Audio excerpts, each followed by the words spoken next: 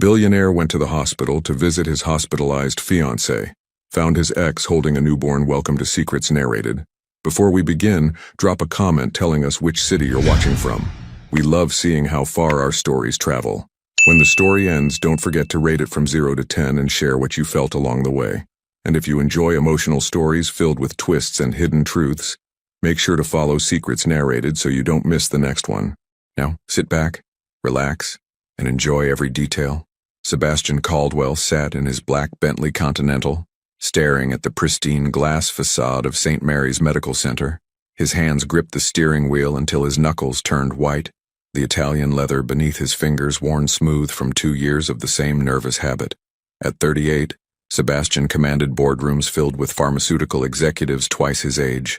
His steel gray eyes could close million-dollar deals with a single glance, and his tall, athletic frame, maintained through rigorous morning workouts, carried an authority that made competitors step aside. Today, however, none of that mattered. He was just a man afraid to walk through hospital doors. The December wind rattled against the car windows, carrying the scent of snow from the nearby suburbs of Greenwich, Connecticut. Around him, the hospital parking lot buzzed with the quiet efficiency of afternoon shift changes. Doctors in white coats hurried between buildings, nurses clutched coffee cups against the cold, and families emerged from automatic doors with expressions that ranged from relief to devastation. Sebastian's phone buzzed against the mahogany dashboard. A text from his father. Miranda's surgery went well. She's asking for you. Don't disappoint the Whitlows. Miranda Whitlow, his fiancée of 6 months. Beautiful, socially appropriate, and currently recovering from a rhinoplasty procedure that her mother had insisted would perfect her profile for the wedding photos. The engagement had been arranged with the same clinical precision his family used for pharmaceutical mergers. Beneficial for both parties, minimal emotional risk. He scrolled through his contacts and found Miranda's name, but his thumb hovered over the call button. The relationship felt like wearing a suit that almost fit. Comfortable enough, but never quite right. Just get this over with, he muttered, adjusting his navy Tom Ford suit jacket and stepping out into the cold. The hospital's main entrance opened with a soft whoosh, releasing a mixture of antiseptic and fresh flowers. Sebastian had donated $3 million to this facility's cardiac wing, yet he'd never actually set foot inside. His assistant usually handled hospital visits, charity events, board meetings, the occasional ribbon cutting. This was different. This was personal. And this was where Rowan Pierce worked. Sebastian stopped mid-stride as a nurse with auburn hair walked past, her laugh echoing off the marble floors. For a split second his heart hammered against his ribs. But it wasn't her. It was never her anymore. Dr. Rowan Pierce, 31 years old with honey blonde hair that caught light like spun gold and green eyes that seemed to see straight through every wall he'd ever built. She'd been gone from his life for 8 months now, but her absence still felt like a missing limb. The elevator dinged softly as Sebastian pressed the button for the 4th floor. Miranda's private room was in the VIP wing, where privacy came with marble bathrooms and views of Long Island Sound. The kind of place where scandals went to heal quietly. Mr. Caldwell? A woman's voice interrupted his thoughts. He turned to find Dr. Margaret Foster, the chief of staff, approaching with a practiced smile. She was in her 50s, with silver hair pulled back in a neat chignon, and the kind of competent air that made him think of his prep school headmistress. Dr. Foster, thank you for taking such good care of Miranda. Of course, the Whitlow family has been wonderful to work with. Her pause lasted a beat too long. I should mention, we had a staffing change recently. Dr. Pierce returned from her leave of absence this week. The words hit him like cold water. Sebastian's expression didn't change, but Dr. Foster had known him long enough to catch the slight tension in his jaw. I thought you should know given the circumstances. Thank you for the heads up. She's working in the maternity ward now. Different floor entirely. Dr. Foster's tone was carefully neutral. Your fiancée is just down this hall. As she walked away, Sebastian found himself staring at the elevator buttons. 4th floor, VIP suites. 2nd floor, maternity ward. The numbers seemed to mock him.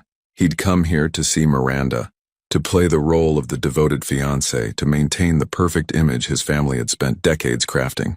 Instead, he was thinking about Rowan's hands, how they'd felt against his chest during those quiet Sunday mornings when the rest of the world seemed to disappear. The elevator opened on the 4th floor, and Sebastian stepped out into a hallway lined with oil paintings of pastoral scenes. Everything here whispered expensive discretion. He walked slowly toward room 412, his footsteps muffled by thick carpet. Through the partially open door he could see Miranda propped up against silk pillows, a small bandage across her nose. She was scrolling through her phone, probably checking social media to see if any paparazzi had spotted him arriving. Her mother, Catherine Whitlow, sat nearby with her perpetual expression of mild disapproval. Sebastian paused in the doorway, struck by how little he felt. No rush of affection, no concern for her pain, no desire to comfort, just emptiness. Sebastian, Miranda's voice was slightly nasal from the surgery. I was wondering when you'd get here. Traffic was heavy. He stepped inside and kissed her forehead dutifully. How are you feeling? Like I've been hit by a truck, but Dr. Sanderson says the results will be perfect. She grabbed his hand with both of hers. Mom brought magazines. Want to look at venue options for the reception? Catherine Whitlow smiled approvingly. The Pierre has an opening in June, but we'd need to commit by... A commotion in the hallway interrupted her. Raised voices, the sound of wheels rolling quickly across linoleum, and then a woman's voice calling out medical terminology Sebastian didn't recognize. Emergency and maternity, Miranda said, wrinkling her nose. I'm so glad I chose this floor instead. But Sebastian wasn't listening anymore, because in that chaos of voices, he'd heard something that made his blood run cold. A voice he knew better than his own. Rowan's voice. She was here. Not just in the building, but close enough that he could hear her coordinating what sounded like a medical emergency. Her voice carried the same calm authority it always had, the tone that had once talked him through panic attacks and late-night doubts about taking over his father's company. Darling? Miranda's hand squeezed his. You look pale. Are you all right? Sebastian realized he'd been holding his breath. I'm fine. Just, hospitals make me uncomfortable. It was a lie. Hospitals had never bothered him before. It was the possibility of seeing Rowan that made him feel like his chest was caving in. Well, sit down then. Catherine gestured to the leather chair beside Miranda's bed. We have so much to discuss about the wedding. The florist needs final approval on the centerpieces and...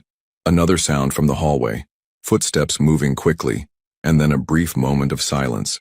Sebastian found himself edging toward the door. I'm going to get some coffee, he said abruptly.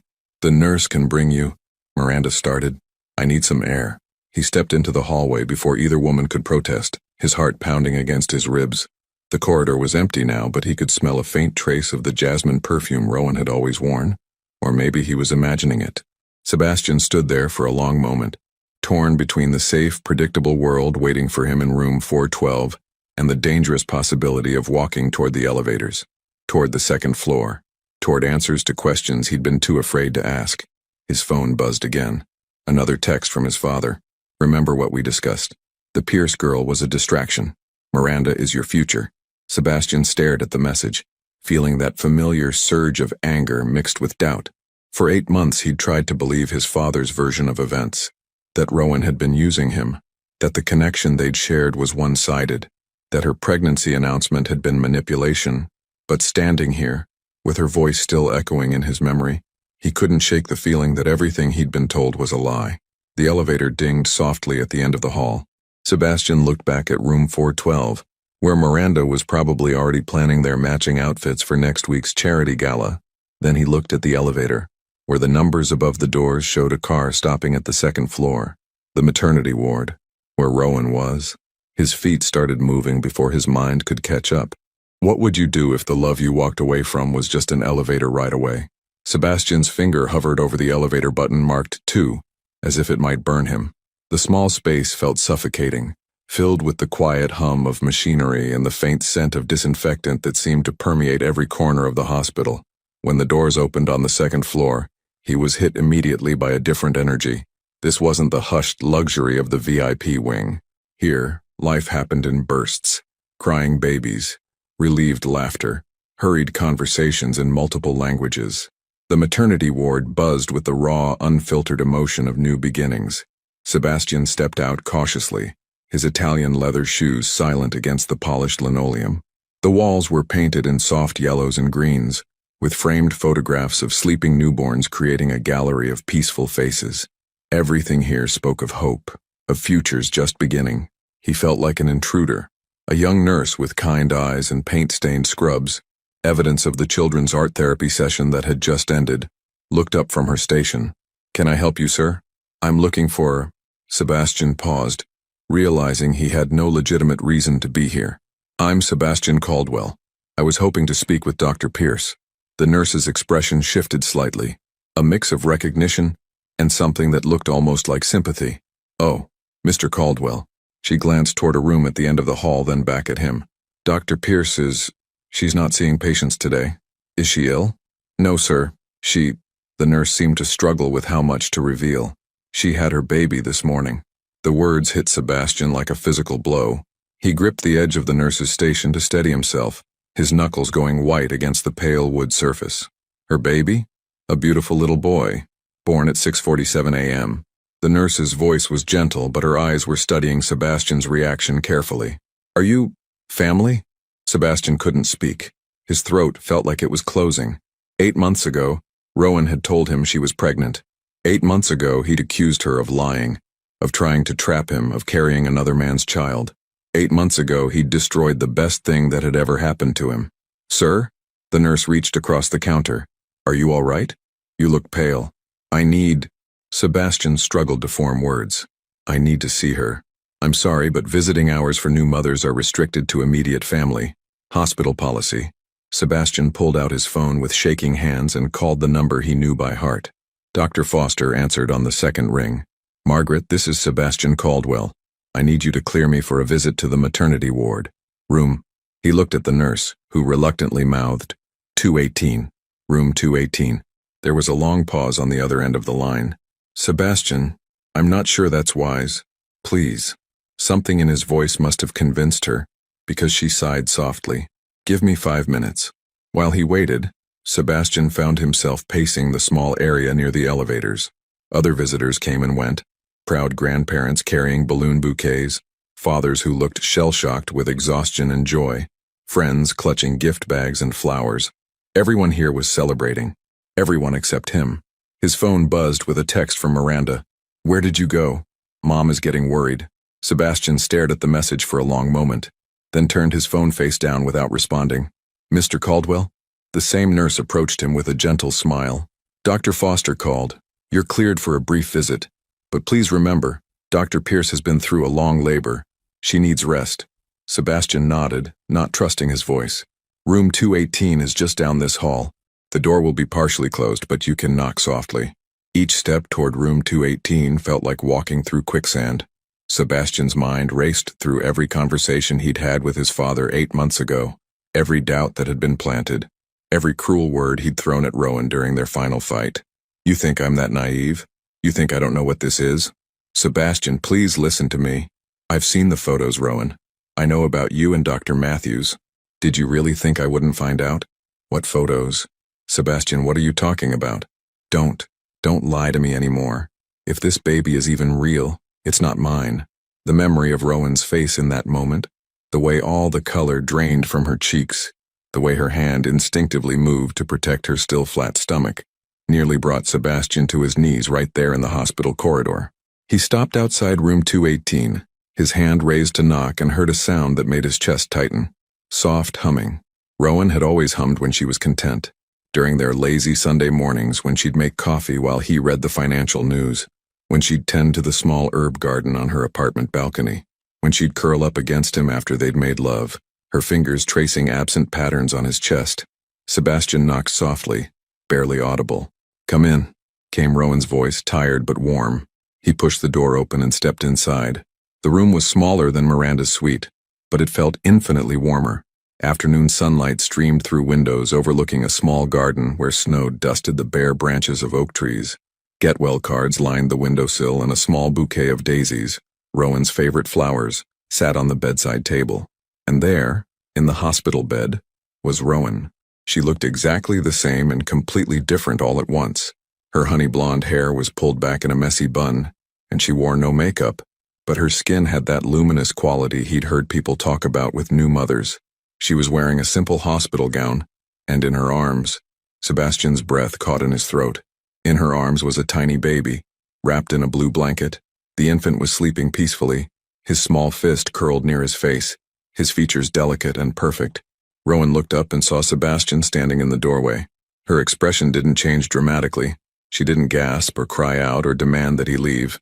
She simply looked at him with those green eyes that had once seen right through to his soul, and said quietly, "Hello, Sebastian." "Rowan." His voice was barely a whisper. I heard you had a baby." "Yes." She adjusted the infant slightly in her arms, her movements gentle and sure. "This is James. James Oliver Pierce." Sebastian took a step closer, then stopped. "Pierce? My last name, yes." There was no accusation in her voice, but the implication was clear. This child would carry her name because his father had abandoned them both. "Rowan, Sebastian struggled to find words that could possibly bridge the chasm between them. 8 months ago, 8 months ago you made it very clear what you thought of me and this pregnancy." Rowan's voice remained calm, but Sebastian could see the tension in her shoulders. "You made your choice, Sebastian. I respected it, but I was wrong." "Were you?"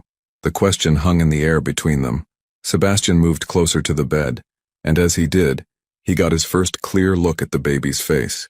James had Sebastian's nose, Sebastian's chin, and when the infant briefly opened his eyes just for a moment before drifting back to sleep, Sebastian saw his own steel-gray eyes looking back at him.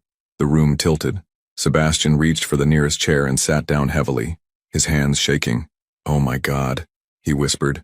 "He's yours," Rowan finished quietly. "Yes, Sebastian, he's yours." The words echoed in the small room like a confession, like an accusation, like a prayer all at once. Sebastian buried his face in his hands, 8 months of suppressed grief and regret crashing over him like a tidal wave. All those nights he'd lain awake wondering if he'd made the right choice. All those moments when he'd reached for his phone to call her, only to stop himself because his father's voice was always there, reminding him that successful men didn't let emotions cloud their judgment. "I'm sorry," he choked out. "Rowan, I'm so sorry." "Sebastian?" Her voice was gentle but firm. "Look at me." He raised his head and she was studying him with the same clinical intensity she'd once used to diagnose patients. But underneath the professional assessment, he could see something else, a carefully guarded hope that she was trying very hard to suppress. "Why are you here?" she asked. "I came to visit my fiancée. She had surgery." The words felt like ash in his mouth. "I heard your voice in the hallway and your fiancée." Rowan's expression didn't change, but Sebastian saw her arms tighten slightly around the baby. "Of course. Miranda Whitlow, isn't it? I saw the engagement announcement in the Times." "Rowan, congratulations." The word was like a slap. Sebastian stood up abruptly, running his hands through his dark hair. It's not what you think." "What I think," Rowan said carefully, "is that you're engaged to be married to someone else, and I just gave birth to your son. What I think is that this conversation is about 8 months too late." Sebastian turned to face her fully, and in that moment, looking at Rowan holding their child, he felt something break open inside his chest. All the walls his father had helped him build, all the rationalizations and justifications and careful emotional distance, it all crumbled. "I never stopped loving you," he said, the words tumbling out before he could stop them. Rowan's eyes filled with tears, but she blinked them away quickly. "Don't. It's true. Don't do this, Sebastian. Don't come here and say things like that when you're engaged to someone else. When you accused me of, I know what I accused you of, and I was wrong. About everything." Baby James stirred in Rowan's arms, making a small sound that was somewhere between a sigh and a whimper. She immediately began rocking him gently, her attention focused entirely on the infant. "He's beautiful," Sebastian whispered. "He is. Can I?" Sebastian's voice broke slightly. "Can I hold him?" Rowan looked up at him for a long moment, and Sebastian could see the war playing out behind her eyes. Part of her wanted to say yes, the part that had once loved him enough to plan a future together. But the other part, the part that had been hurt and abandoned and forced to face pregnancy and childbirth alone, wasn't ready to trust him. "I don't think that's a good idea," she said finally. The rejection hit Sebastian harder than he'd expected. He nodded, trying to keep his expression neutral, but Rowan knew him too well. "Sebastian, you have to understand." "No, I get it. I haven't earned that right. This isn't about earning rights. This is about protecting my son. Our son." The words hung between them like a challenge. Rowan's jaw tightened almost imperceptibly. "My son," she repeated firmly. "You made it very clear 8 months ago that you wanted nothing to do with this child. You can't just walk back into our lives and, what if I could prove that I was manipulated? What if I could show you that everything I believed about you and Dr. Matthews was a lie?" Rowan's expression shifted, confusion flickering across her features. "What are you talking about?" Before Sebastian could answer, his phone rang. The sound was jarring in the quiet room, and baby James startled slightly. Sebastian glanced at the screen and saw his father's name, Richard Caldwell, the man who had orchestrated Sebastian's entire life, including the destruction of the best relationship he'd ever had. Sebastian stared at the phone, then looked at Rowan and his son. For the first time in 8 months, he had a choice to make, and this time he was going to make the right one. Sebastian stared at his father's name flashing on the phone screen, the sound seeming to echo off the walls of the small hospital room. Baby James stirred again at the noise, and Rowan instinctively pulled him closer to her chest, her protective instincts kicking in. "Answer it," she said quietly, but there was steel in her voice. "Don't keep your father waiting on my account." Sebastian looked at her, then at his son, their son, and made a decision that would have been unthinkable 8 months ago. He declined the call. The sudden silence felt profound. Rowan's eyes widened slightly, the first crack in her carefully maintained composure. "You just hung up on him?" "Yes." Sebastian set the phone face down on the small table beside her bed. "What I have to say to you is more important than anything he could possibly want." "Sebastian, you don't understand what you're doing. Your family, my family destroyed us." The words came out raw, painful, and I let them. Rowan shifted uncomfortably in the hospital bed, James still sleeping peacefully in her arms. "What are you talking about? You saw those photos of me and Dr. Matthews. You said—" "What photos, Rowan?" The question hung in the air. Rowan blinked, confusion clouding her features. "The photos your father showed you, of me having dinner with David. You said you'd seen proof that I was—" She stopped mid-sentence, her face paling. "Sebastian, what photos?"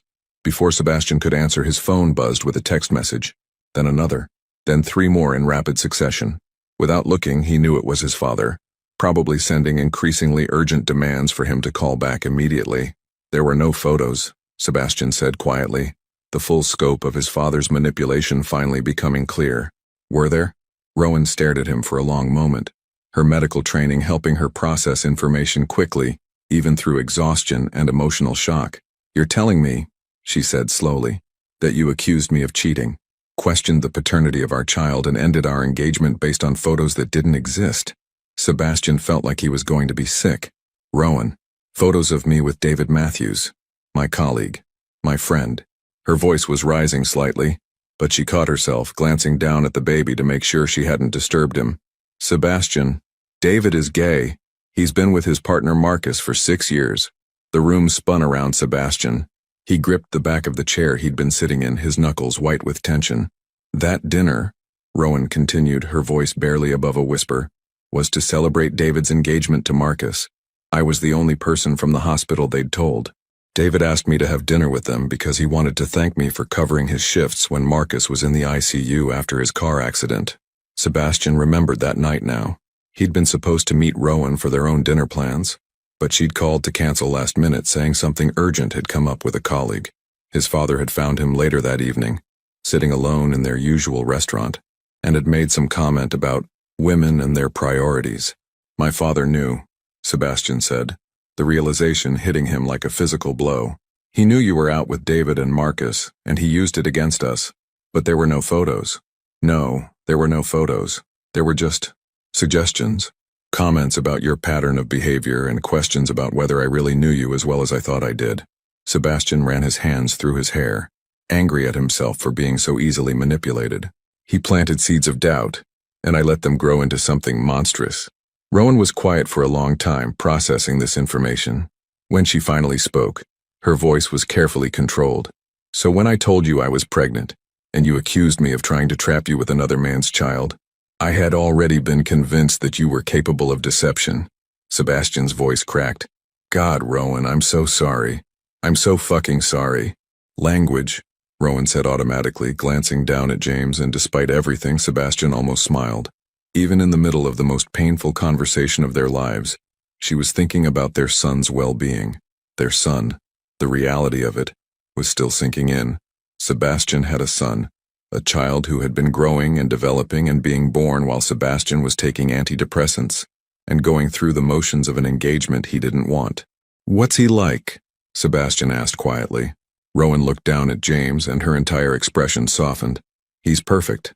He sleeps well usually, except when there are thunderstorms. He makes this little humming sound when he's content, just like—" She stopped herself. "Like me. Like you used to." She adjusted the baby's blanket. "He has your stubborn streak, too. The nurses say he's the most determined baby they've ever seen when it comes to feeding time." Sebastian moved closer to the bed slowly, like he was approaching a wild animal that might bolt.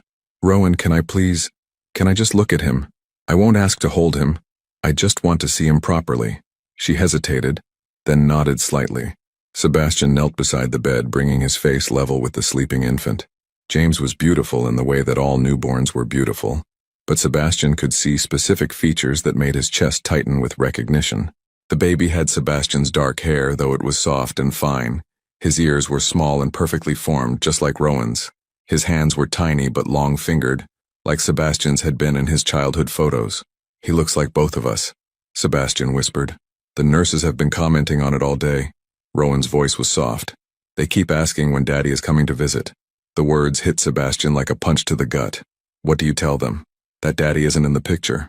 Sebastian closed his eyes, the pain of those words nearly overwhelming him. When he opened them again, Rowan was watching him with an expression he couldn't quite read. "Sebastian, why are you really here? I told you. I came to visit Miranda." "No." Rowan's voice was firm. "Why are you here? In this room, asking about photos that don't exist, looking at our son like your world just shattered. You're engaged to someone else. You made your choice 8 months ago." Sebastian stood up slowly, pacing to the window that overlooked the hospital's small garden. Snow was still falling, covering the bare branches and creating a pristine white landscape that looked deceptively peaceful. "Because I've been miserable every single day since I walked away from you," he said finally. "Because I've been on medication for depression and anxiety since our breakup.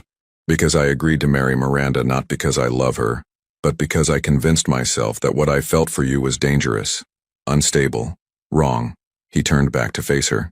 "Because every morning for 8 months, I've woken up reaching for you, and every night I've gone to sleep wondering if I made the biggest mistake of my life."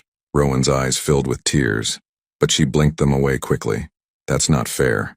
I know. You can't just show up here and tell me these things. You're getting married, Sebastian, to someone else. I don't love her.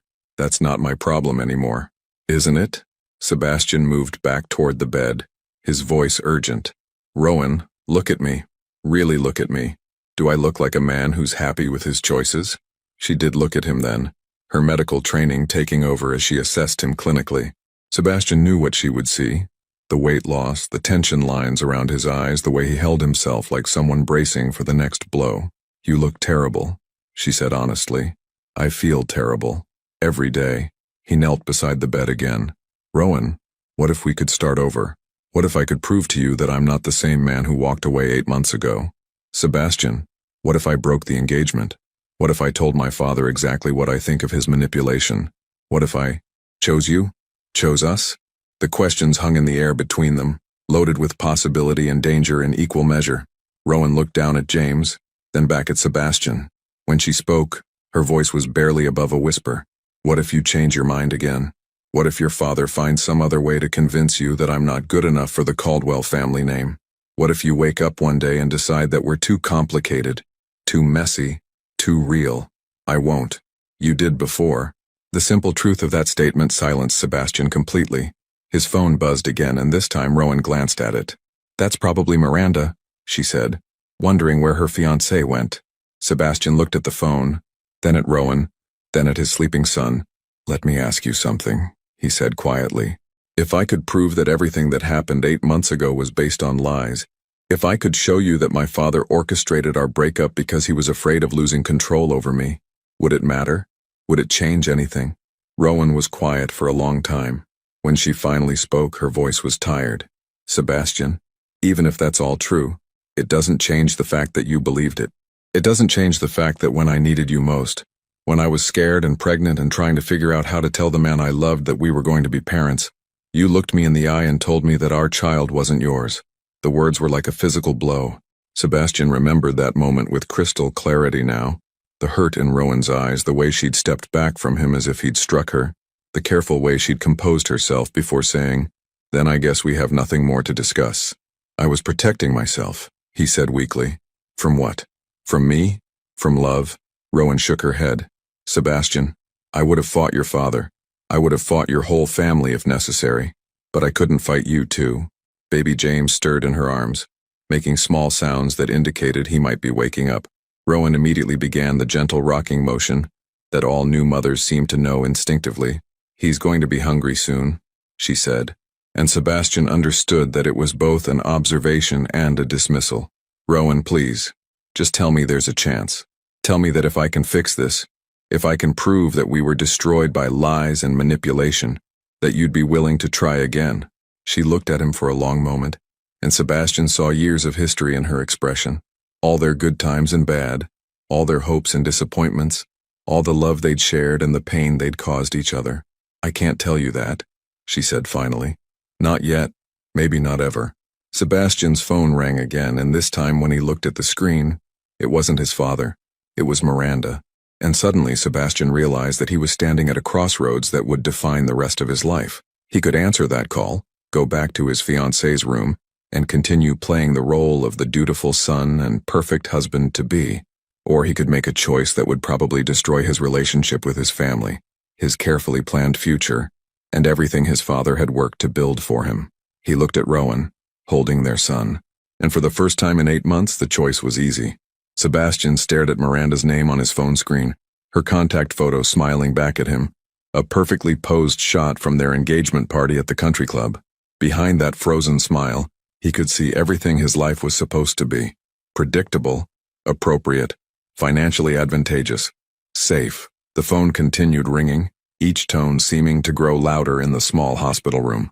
Baby James opened his eyes at the sound, those familiar gray eyes that were unmistakably Sebastian's own. For a moment, father and son looked at each other across the small space that felt like an entire universe. Sebastian turned off the phone. You can't keep ignoring reality forever, Rowan said softly, but there was something in her voice. Not encouragement exactly, but not condemnation either. Watch me. Sebastian set the phone aside and moved closer to the bed. Rowan, I know I have no right to ask this, but will you let me hold him? Just once. She studied his face for a long moment, and Sebastian could see her internal struggle. The woman who had loved him enough to plan a life together was warring with the mother who would do anything to protect her child from disappointment and abandonment. If I let you hold him, she said finally, what happens next? Do you go back upstairs to your fiancé and pretend this never happened? Do you add us to your list of charitable causes you feel guilty about? No. Then what, Sebastian? Because I need to know what you're thinking before I let you get any more involved in his life. Sebastian pulled the chair closer to her bed and sat down, leaning forward so they were at eye level. I'm thinking that 8 months ago I was a coward who let my father manipulate me into throwing away the best thing that ever happened to me. I'm thinking that I've spent every day since then living half a life, going through the motions of being the man my family wants me to be while feeling dead inside. He paused, watching James's small fingers curl and uncurl against the blue blanket. I'm thinking that my son, our son, was born this morning. And instead of being here with you, holding your hand and cutting his umbilical cord and crying because I was so overwhelmed with love and gratitude, I was sitting in a conference room listening to my father discuss merger strategies. Rowan's expression softened slightly. Sebastian, I'm thinking, he continued, his voice growing stronger, that I want to be the kind of father who shows up, who doesn't miss birthdays or school plays or scrape knees because he's too busy maintaining appearances. I want to be the kind of man who deserves you. And Miranda? The question hung between them like a challenge. Sebastian took a deep breath. I'm going to end the engagement. Just like that? Just like that. Rowan shifted James slightly in her arms, studying Sebastian's face. Your family will disown you. Probably. The Whitlows will be humiliated. There will be scandal. I know. You'll lose the pharmaceutical merger your father's been working on for 3 years. Sebastian met her eyes. I don't care. Yes, you do. Rowan's voice was gentle but firm. Sebastian, you care about your company, about the employees who depend on you, about the research that saves lives. You can't just throw all of that away. I'm not throwing it away. I'm choosing to build something different, something real. He gestured between them. This is real, Rowan. What we had was real.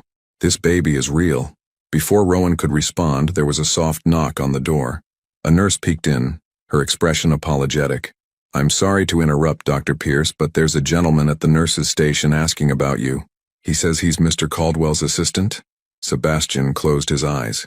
His father wasn't just calling, he was sending reinforcements. "Tell him I'm in a meeting," Sebastian said without turning around. "Actually," the nurse continued, "he's asking for Dr. Pierce specifically. He says there's been some kind of emergency with insurance paperwork, and he needs her to sign some documents immediately." Rowan frowned. "What documents? My insurance is through the hospital." Sebastian's blood ran cold. He knew his father's tactics well enough to recognize a manipulation in progress. "Don't sign anything," he said quickly, standing up. "Rowan, don't sign anything that man gives you." "Why would—" Understanding dawned on her face. "You think this is another one of your father's games?" "I know it is." Sebastian moved toward the door. "Stay here. I'll handle this." But before he could leave, the door opened wider, and a man in an expensive suit stepped into the room. Sebastian recognized him immediately. David Chen, one of his father's most ruthless attorneys. "Mr. Caldwell," Chen said with a smile that didn't reach his eyes, "your father has been looking for you. Get out. I'm afraid I have some urgent paperwork for Dr. Pierce." Chen held up a leather portfolio. "Regarding her son's birth certificate and medical records, there seems to be some confusion about paternity that needs to be cleared up immediately." Rowan's arms tightened protectively around James. "What are you talking about?" "According to our records," Chen continued smoothly, "you listed Mr. Caldwell as the father, but given that he's been engaged to another woman for the past 6 months, there are some legal complications we need to address." Sebastian stepped between Chen and Rowan's bed. "You have 30 seconds to get out of this room before I call security." "Sebastian, please." Chen's tone was patronizing. "Your father is only trying to protect the family's interests. Surely you can understand that. The only thing I understand is that you're harassing a woman who just gave birth. I'm simply here to offer a solution that benefits everyone involved." Chen opened the portfolio and pulled out several documents. "Dr. Pierce, if you'll sign these papers, we can arrange for a generous monthly payment to help with the child's expenses. All we ask in return is your agreement that Mr. Caldwell has no parental rights or responsibilities." The room went dead silent. Sebastian felt like he'd been punched in the stomach. His father wasn't just trying to manage a scandal. He was trying to erase Sebastian's son entirely. "How much?" Rowan asked quietly. "Rowan, no." Sebastian started. "How much is my silence worth to the Caldwell family?" she repeated, her voice steady but her eyes blazing.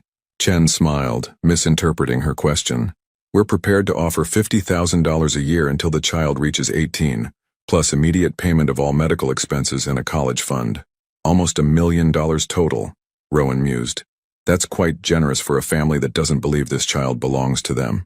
Sebastian realized what she was doing, using her medical training to gather information, to understand the full scope of what they were dealing with.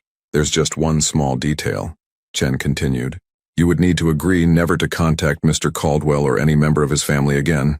And of course, you'd need to sign a confidentiality agreement regarding your previous relationship." "Of course." Rowan's voice was ice cold. "And if I refuse?" Chen's smile faltered slightly. "I would hate for there to be any complications with your medical license, Dr. Pierce. Sometimes these situations can become quite messy." That was the moment Sebastian snapped. He grabbed Chen by the lapels of his expensive suit and slammed him against the hospital room wall, his face inches from the attorney's. "Did you just threaten her?" Sebastian's voice was deadly quiet. "Sebastian, I'm simply—" "Did you just threaten the mother of my child?" Chen's eyes widened. He'd clearly expected Sebastian to be an ally in this negotiation, not an obstacle. "Mr. Caldwell, your father specifically instructed me. I don't care what my father instructed you." Sebastian's grip tightened. "You're going to take your documents and your threats and get out of this hospital. And if you ever come near Dr. Pierce or my son again, I will destroy you and every client you've ever had." "Your son?" Chen's voice was strangled. "Sebastian, you can't be serious. Your wedding is in 4 months. The merger depends on—" "The merger can go to hell." Sebastian released Chen, who stumbled backward, straightening his suit with shaking hands. "Your father isn't going to like this," Chen warned. "Then my father and I are going to have a very interesting conversation." After Chen left, the room was quiet, except for the soft sounds of James starting to fuss. Sebastian turned back to Rowan, who was staring at him with an expression he couldn't quite read. "Well," she said finally, "that was certainly dramatic. Are you okay?" "I'm fine. But Sebastian, you just declared war on your own family." "No." Sebastian sat back down beside her bed. I just remembered who I am when I'm not being told who to be. Rowan looked down at James, who was making increasingly urgent sounds. He's hungry. I need to feed him. Sebastian started to stand. I'll go. Stay. The word came out soft but firm. If you really mean what you just said, if you really want to be his father, then stay. Learn what that actually means. Sebastian sat back down, his heart pounding. Rowan adjusted her hospital gown and positioned James for feeding, her movements natural and sure despite being barely 12 hours into motherhood. Watching her, Sebastian felt something he'd never experienced before, a love so fierce and protective it made his chest ache. This was his family. His phone rang again, and this time when Sebastian looked at the screen, he wasn't surprised to see his father's name. He answered on the first ring. Hello, Dad. Sebastian, what the hell do you think you're doing? Sebastian looked at Rowan peacefully feeding their son in the afternoon light streaming through the hospital window. I'm learning how to be a father, he said quietly, something you never quite figured out. And for the first time in his adult life, Sebastian Caldwell hung up on his father and turned off his phone. The war for his future had officially begun. The silence in room 218 felt sacred after the chaos of the last hour. Sebastian watched Rowan gently burp James against her shoulder, her hand moving in small soothing circles on the baby's back. Everything about the scene was so natural, so perfectly right, that it made the artificiality of his entire life painfully obvious. You're staring, Rowan said softly, not looking at him. I'm learning. Sebastian leaned back in his chair, finally allowing himself to relax for the first time in months. I missed this. All of it. The pregnancy, the preparations, the anticipation. You missed it by choice. I missed it because I was an idiot who believed lies. He paused. But you're right. I made that choice, and I have to live with it. James let out a small burp, and despite everything, both Sebastian and Rowan smiled. He's got good timing, Sebastian observed. He's been very well behaved so far. The nurses say most newborns are much fussier. Rowan settled James back in her arms, and he immediately began to drift off to sleep again, though I suspect that will change once we get home and he realizes this is permanent. Home. Sebastian said the word like he was testing how it tasted. Where is home now? I have an apartment in Stamford. 2 bedrooms close to the hospital. Rowan's voice was carefully neutral. Nothing fancy, but it's enough for us. Sebastian tried to picture it. Rowan coming home exhausted from long shifts, feeding James in the middle of the night, managing everything alone while Sebastian had been playing house with Miranda and planning a wedding he never wanted. You've been doing this all by yourself. I had help. My mother came up from Virginia for the last month. My colleague Sarah from the pediatric unit has been amazing. She's the one who drove me to the hospital when my contractions started. Rowan adjusted the blanket around James. I wasn't completely alone. But Sebastian heard what she didn't say, that she should have had him, that she should have had the father of her child holding her hand through labor, helping her set up the nursery, sharing the wonder and terror of becoming parents together. Rowan, I want to be part of this. I know I have no right to ask, and I know I have to earn it, but I want to be his father, really be his father. What does that look like to you? Her question was clinical, but Sebastian could hear the hope she was trying to hide. Because if this is some romantic fantasy about playing house when it's convenient for you, it's not. Sebastian's voice was firm.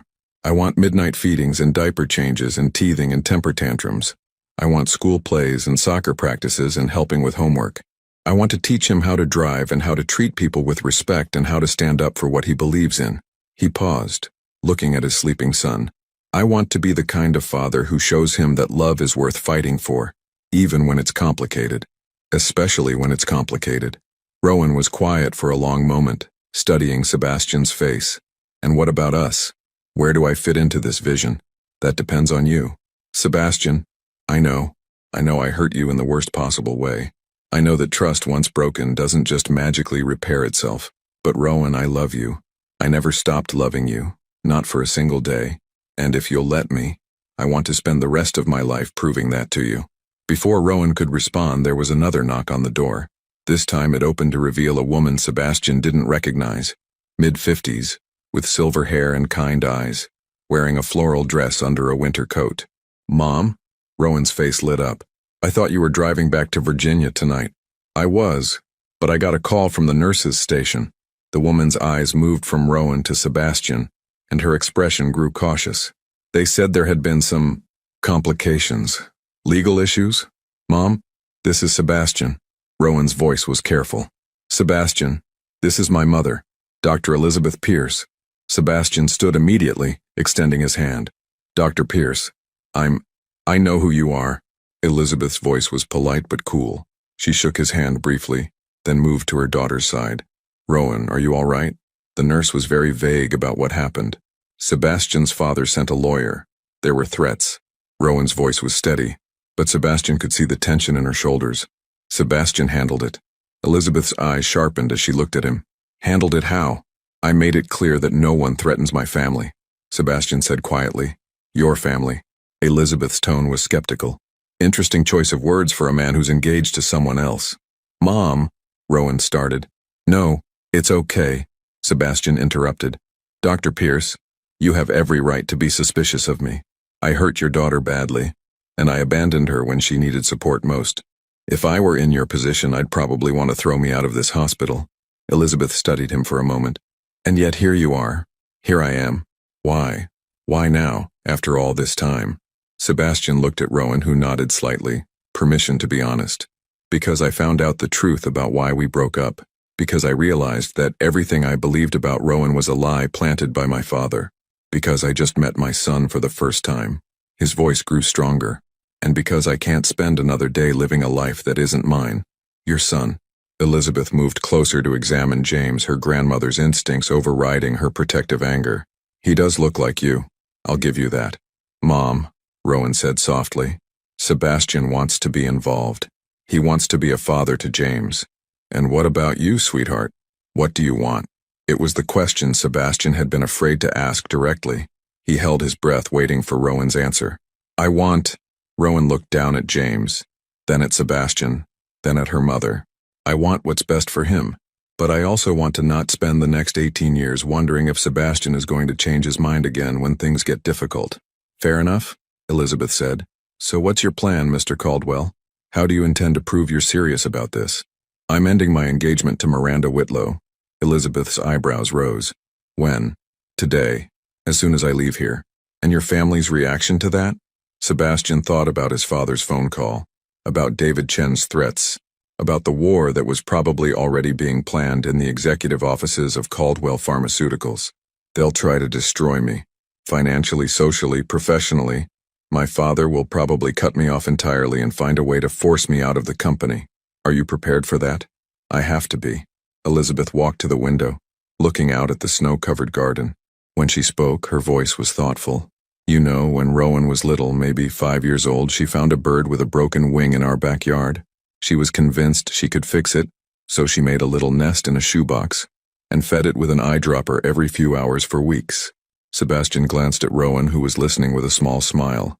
I kept telling her the bird probably wouldn't survive, that sometimes things are too broken to fix. But she was so determined, so sure that love and patience could heal anything. Elizabeth turned back to face them. The bird did survive eventually, but it took months of consistent care, and even then, it never flew quite the same way. Mom, what's your point? Rowan asked. My point is that some things can be healed, but they require more than good intentions. They require showing up, day after day, even when it's difficult, even when progress is slow, even when everyone else is telling you it's hopeless. Elizabeth looked directly at Sebastian. The question isn't whether you love my daughter and grandson. The question is whether you're prepared to do the work of loving them consistently for the rest of your life. I am, Sebastian said without hesitation. We'll see.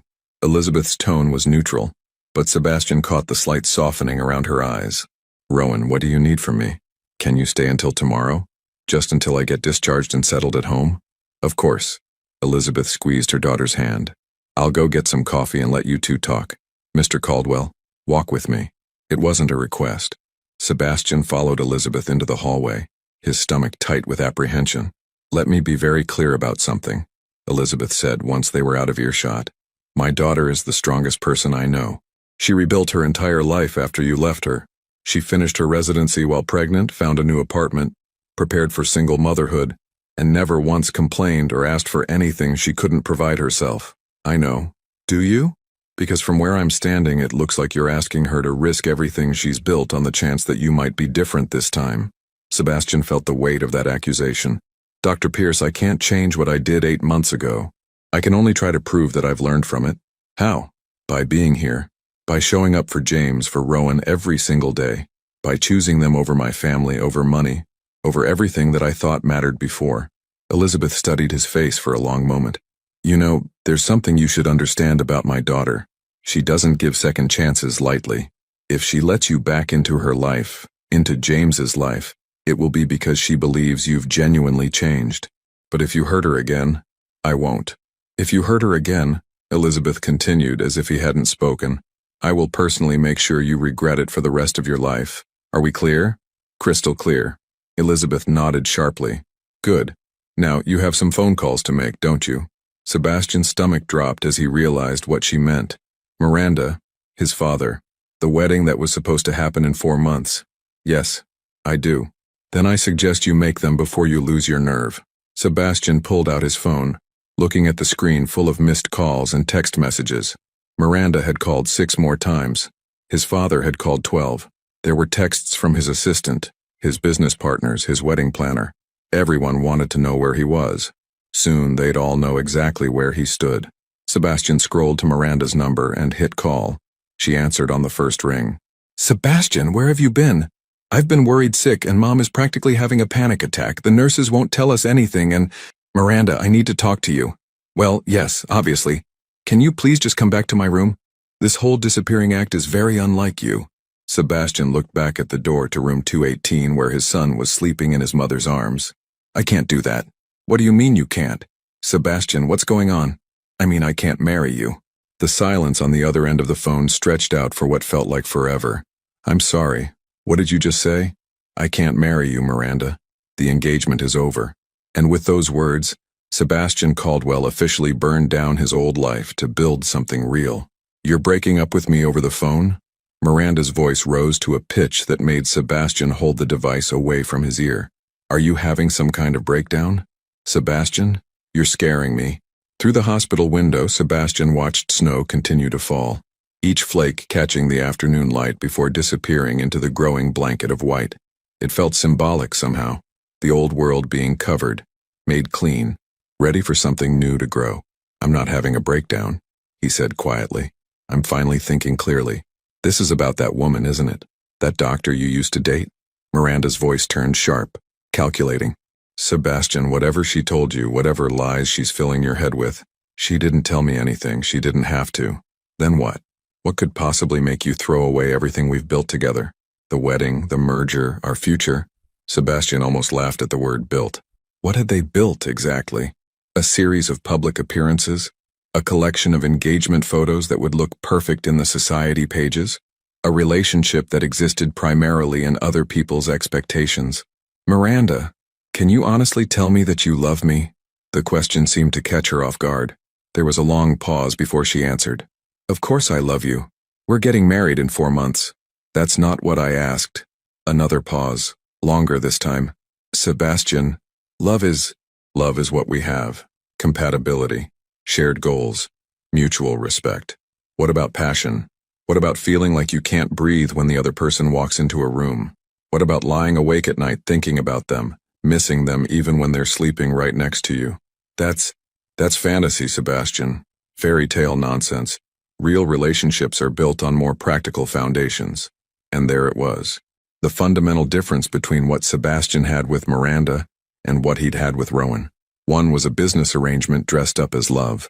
The other was love so real it had survived 8 months of separation and manipulation. You deserve someone who sees you as more than a practical choice, Sebastian said gently. And I deserve someone who makes me feel alive. This is insane. Miranda's voice was getting higher, more frantic. You're throwing away your entire life for some romantic delusion.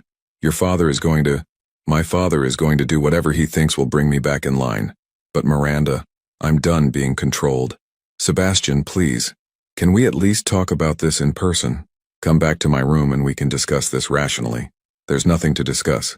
What about the wedding, the deposits, the guests who've already made travel arrangements? Sebastian thought about all the planning that had gone into their wedding, the venue his mother had selected, the flowers Miranda's mother had chosen, the guest list that read like a who's who of East Coast society. None of it had felt like his wedding. It had felt like a performance he was expected to give. I'll handle the financial arrangements. You don't need to worry about any of that.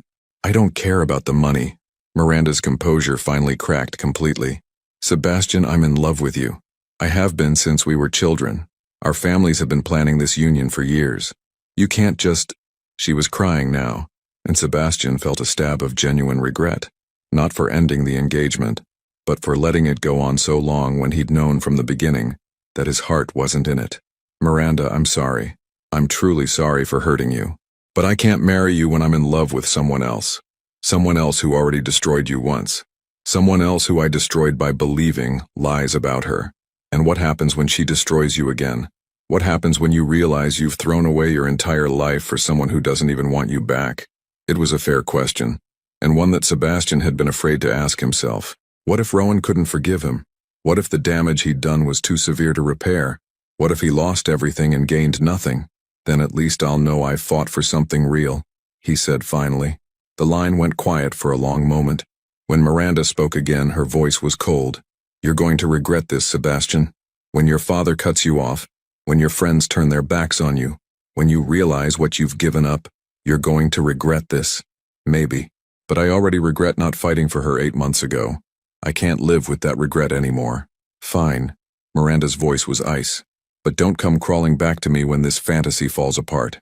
And don't expect my family to just forget about the humiliation you've caused us. The line went dead. Sebastian stared at his phone for a moment, then deleted Miranda's contact information. It felt like closing a door he should never have opened in the first place. Elizabeth Pierce appeared beside him, holding 2 cups of coffee from the hospital cafeteria. How did that go?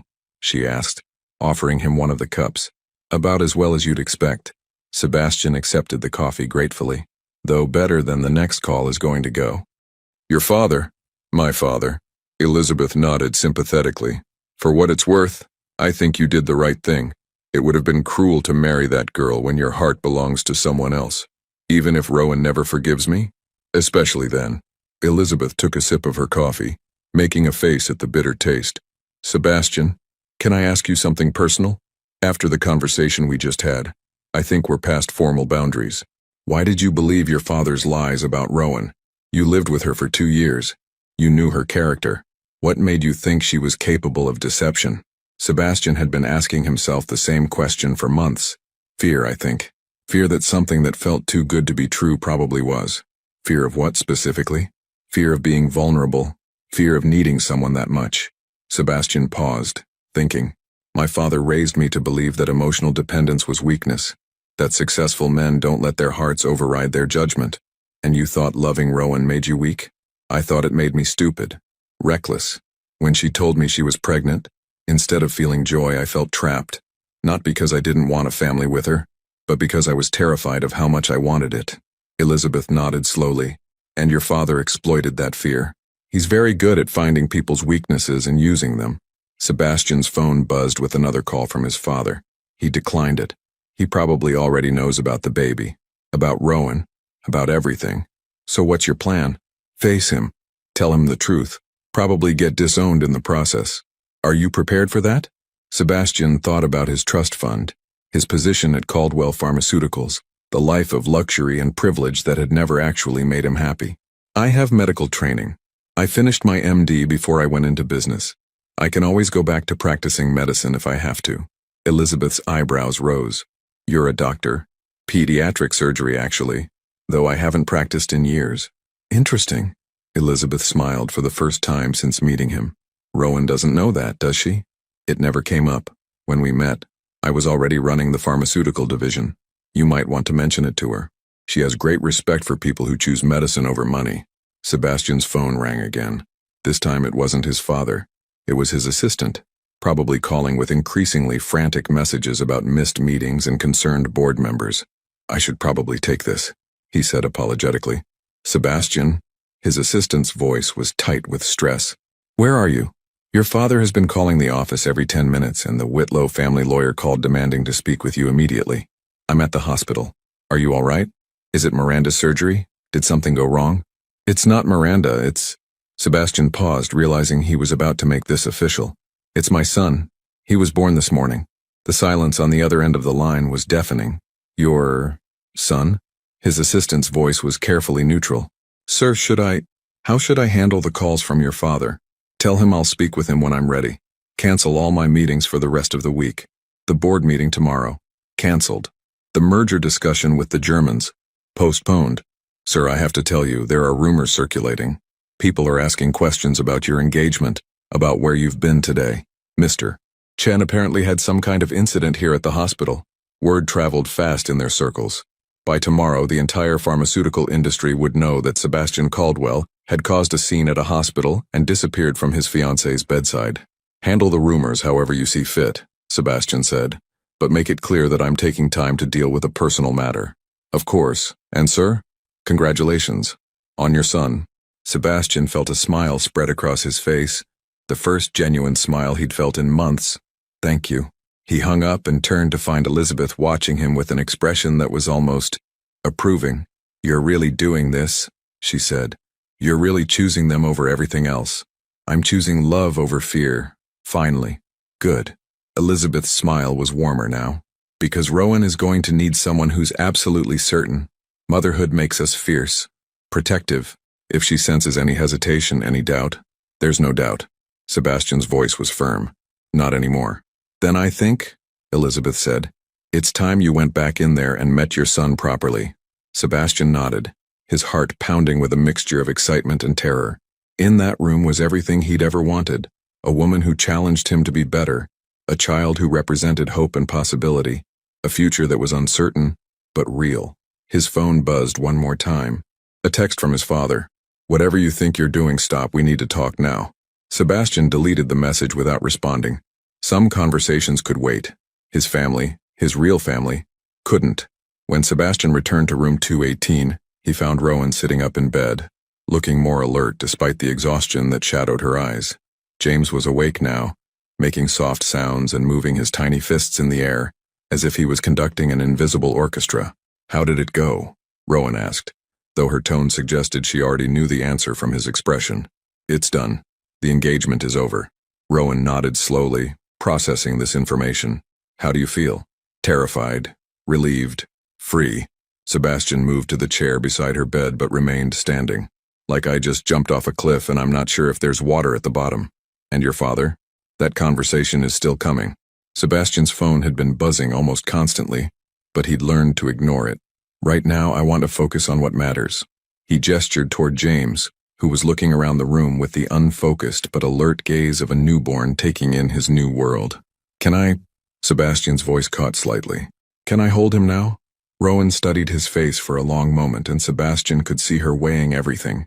His words against his actions, his promises against his past mistakes, her own fierce protective instincts against the possibility of hope. Sit down first, she said finally, and wash your hands at the sink. Sebastian's heart jumped. He moved quickly to the small sink in the corner of the room, scrubbing his hands thoroughly while trying to keep the grin off his face. When he turned back, Rowan was carefully adjusting James's blanket. Support his head, she instructed as Sebastian settled into the chair beside her. Newborns don't have the neck strength to hold their heads up yet. I know, Sebastian said softly. I did my pediatric rotation. Rowan's eyebrows shot up. You're what? Your mother didn't tell you? I'm a doctor. Pediatric surgery specifically, though I haven't practiced in years. You're a... Rowan stared at him. Sebastian, in 2 years together, you never once mentioned that you were a doctor. It never seemed relevant. By the time we met, I was already running the pharmaceutical division. The medical degree felt like ancient history. Ancient history? Rowan's voice was incredulous. You spent 4 years in medical school, presumably years in residency, learning to save children's lives, and you think that's not relevant? Sebastian paused in the middle of reaching for James, suddenly understanding the magnitude of what he'd never shared with her. Rowan, why did you give it up? The question hung in the air between them. Sebastian had spent years avoiding that answer, even to himself. My father needed me in the business. The company was expanding, and he said I had a responsibility to the family legacy. Sebastian's voice was quiet. He said I could help more children by developing better medications than I ever could by operating on them one at a time. And you believed him? I wanted to believe him. It was easier than admitting that I gave up my dreams for his approval. Rowan was quiet for a moment, clearly processing this revelation. Do you miss it? Medicine? Every day? The admission came out more raw than Sebastian had intended. Every day I miss the feeling of actually making a difference, of using my hands to heal instead of just managing spreadsheets and attending board meetings. Then why didn't you go back? Because by the time I realized what I'd given up, I was already trapped in the life my father had planned for me. The golden handcuffs were too tight. James made a small sound, and both Sebastian and Rowan looked down at him. "He's listening to us," Rowan observed. "Babies are more aware than people think, even this young." Then I should probably introduce myself properly. Sebastian's voice was gentle as he looked at his son. "Hi, James. I'm your father. I know I wasn't here for your birth, and I'm sorry about that. But I'm here now, and I'm not going anywhere." "Sebastian," Rowan said softly, "you can hold him." With infinite care, Sebastian reached out and lifted his son from Rowan's arms. James was lighter than he'd expected, but somehow felt substantial, real in a way that made Sebastian's chest tighten with emotion. "He's so small," Sebastian whispered, adjusting his hold to better support the baby's head. James looked up at him with those gray eyes that were unmistakably Sebastian's own, and something fundamental shifted in Sebastian's chest. This was his child, his son, the product of love between him and the woman he'd never stopped loving, no matter how hard he'd tried to convince himself otherwise. "Hello, little man," Sebastian murmured, his voice thick with emotion. "You're perfect, aren't you?" James seemed to focus on Sebastian's face, his tiny hand working its way free of the blanket to wave in the air. "He knows you," Rowan said softly. "He can hear your voice. They say babies can recognize their father's voice from the womb if they hear it enough. But he never heard mine." "Yes, he did." Rowan's voice was barely above a whisper. "I used to play voicemails you'd left me, before everything fell apart. I would lie in bed at night, when I was scared about doing this alone, and I'd play recordings of your voice. I told myself I was just being silly, but..." Sebastian looked at her, his heart breaking. "Rowan, but part of me hoped that somehow you'd come back, that you'd realize the accusations were wrong and you'd come looking for us. I should have trusted what we had instead of trusting my father's manipulation." James made a soft sound, almost like a sigh, and both parents looked down at him. "He's falling asleep again," Rowan observed. "Newborns sleep about 16 hours a day for the first few weeks." Sebastian adjusted his hold slightly, marveling at how natural it felt to have his son in his arms. What was it like? The pregnancy, I mean. Being alone through all of it. Rowan was quiet for a long moment. "Lonely. Especially in the beginning when I was still hoping you'd call. There were so many moments I wanted to share with you. The first time I felt him move. The first ultrasound where we could see his features clearly. When I found out it was a boy." "You knew it was a boy?" "For the last 4 months. I had a name picked out by week 20. James Oliver." Sebastian tested the name. "Why Oliver?" "It was my grandfather's middle name. He was the one who encouraged me to become a doctor, even when everyone else was telling me it was too competitive, too demanding for a woman." Rowan smiled at the memory.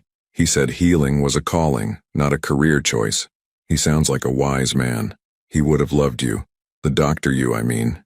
He always said the best physicians were the ones who understood that medicine was about more than just technical skill." Sebastian felt James's weight shift slightly as the baby relaxed completely into sleep. The trust implicit in that surrender, the way his son felt completely safe in his arms, was overwhelming. "Rowan, I want to come back to medicine." She looked at him sharply. "What?"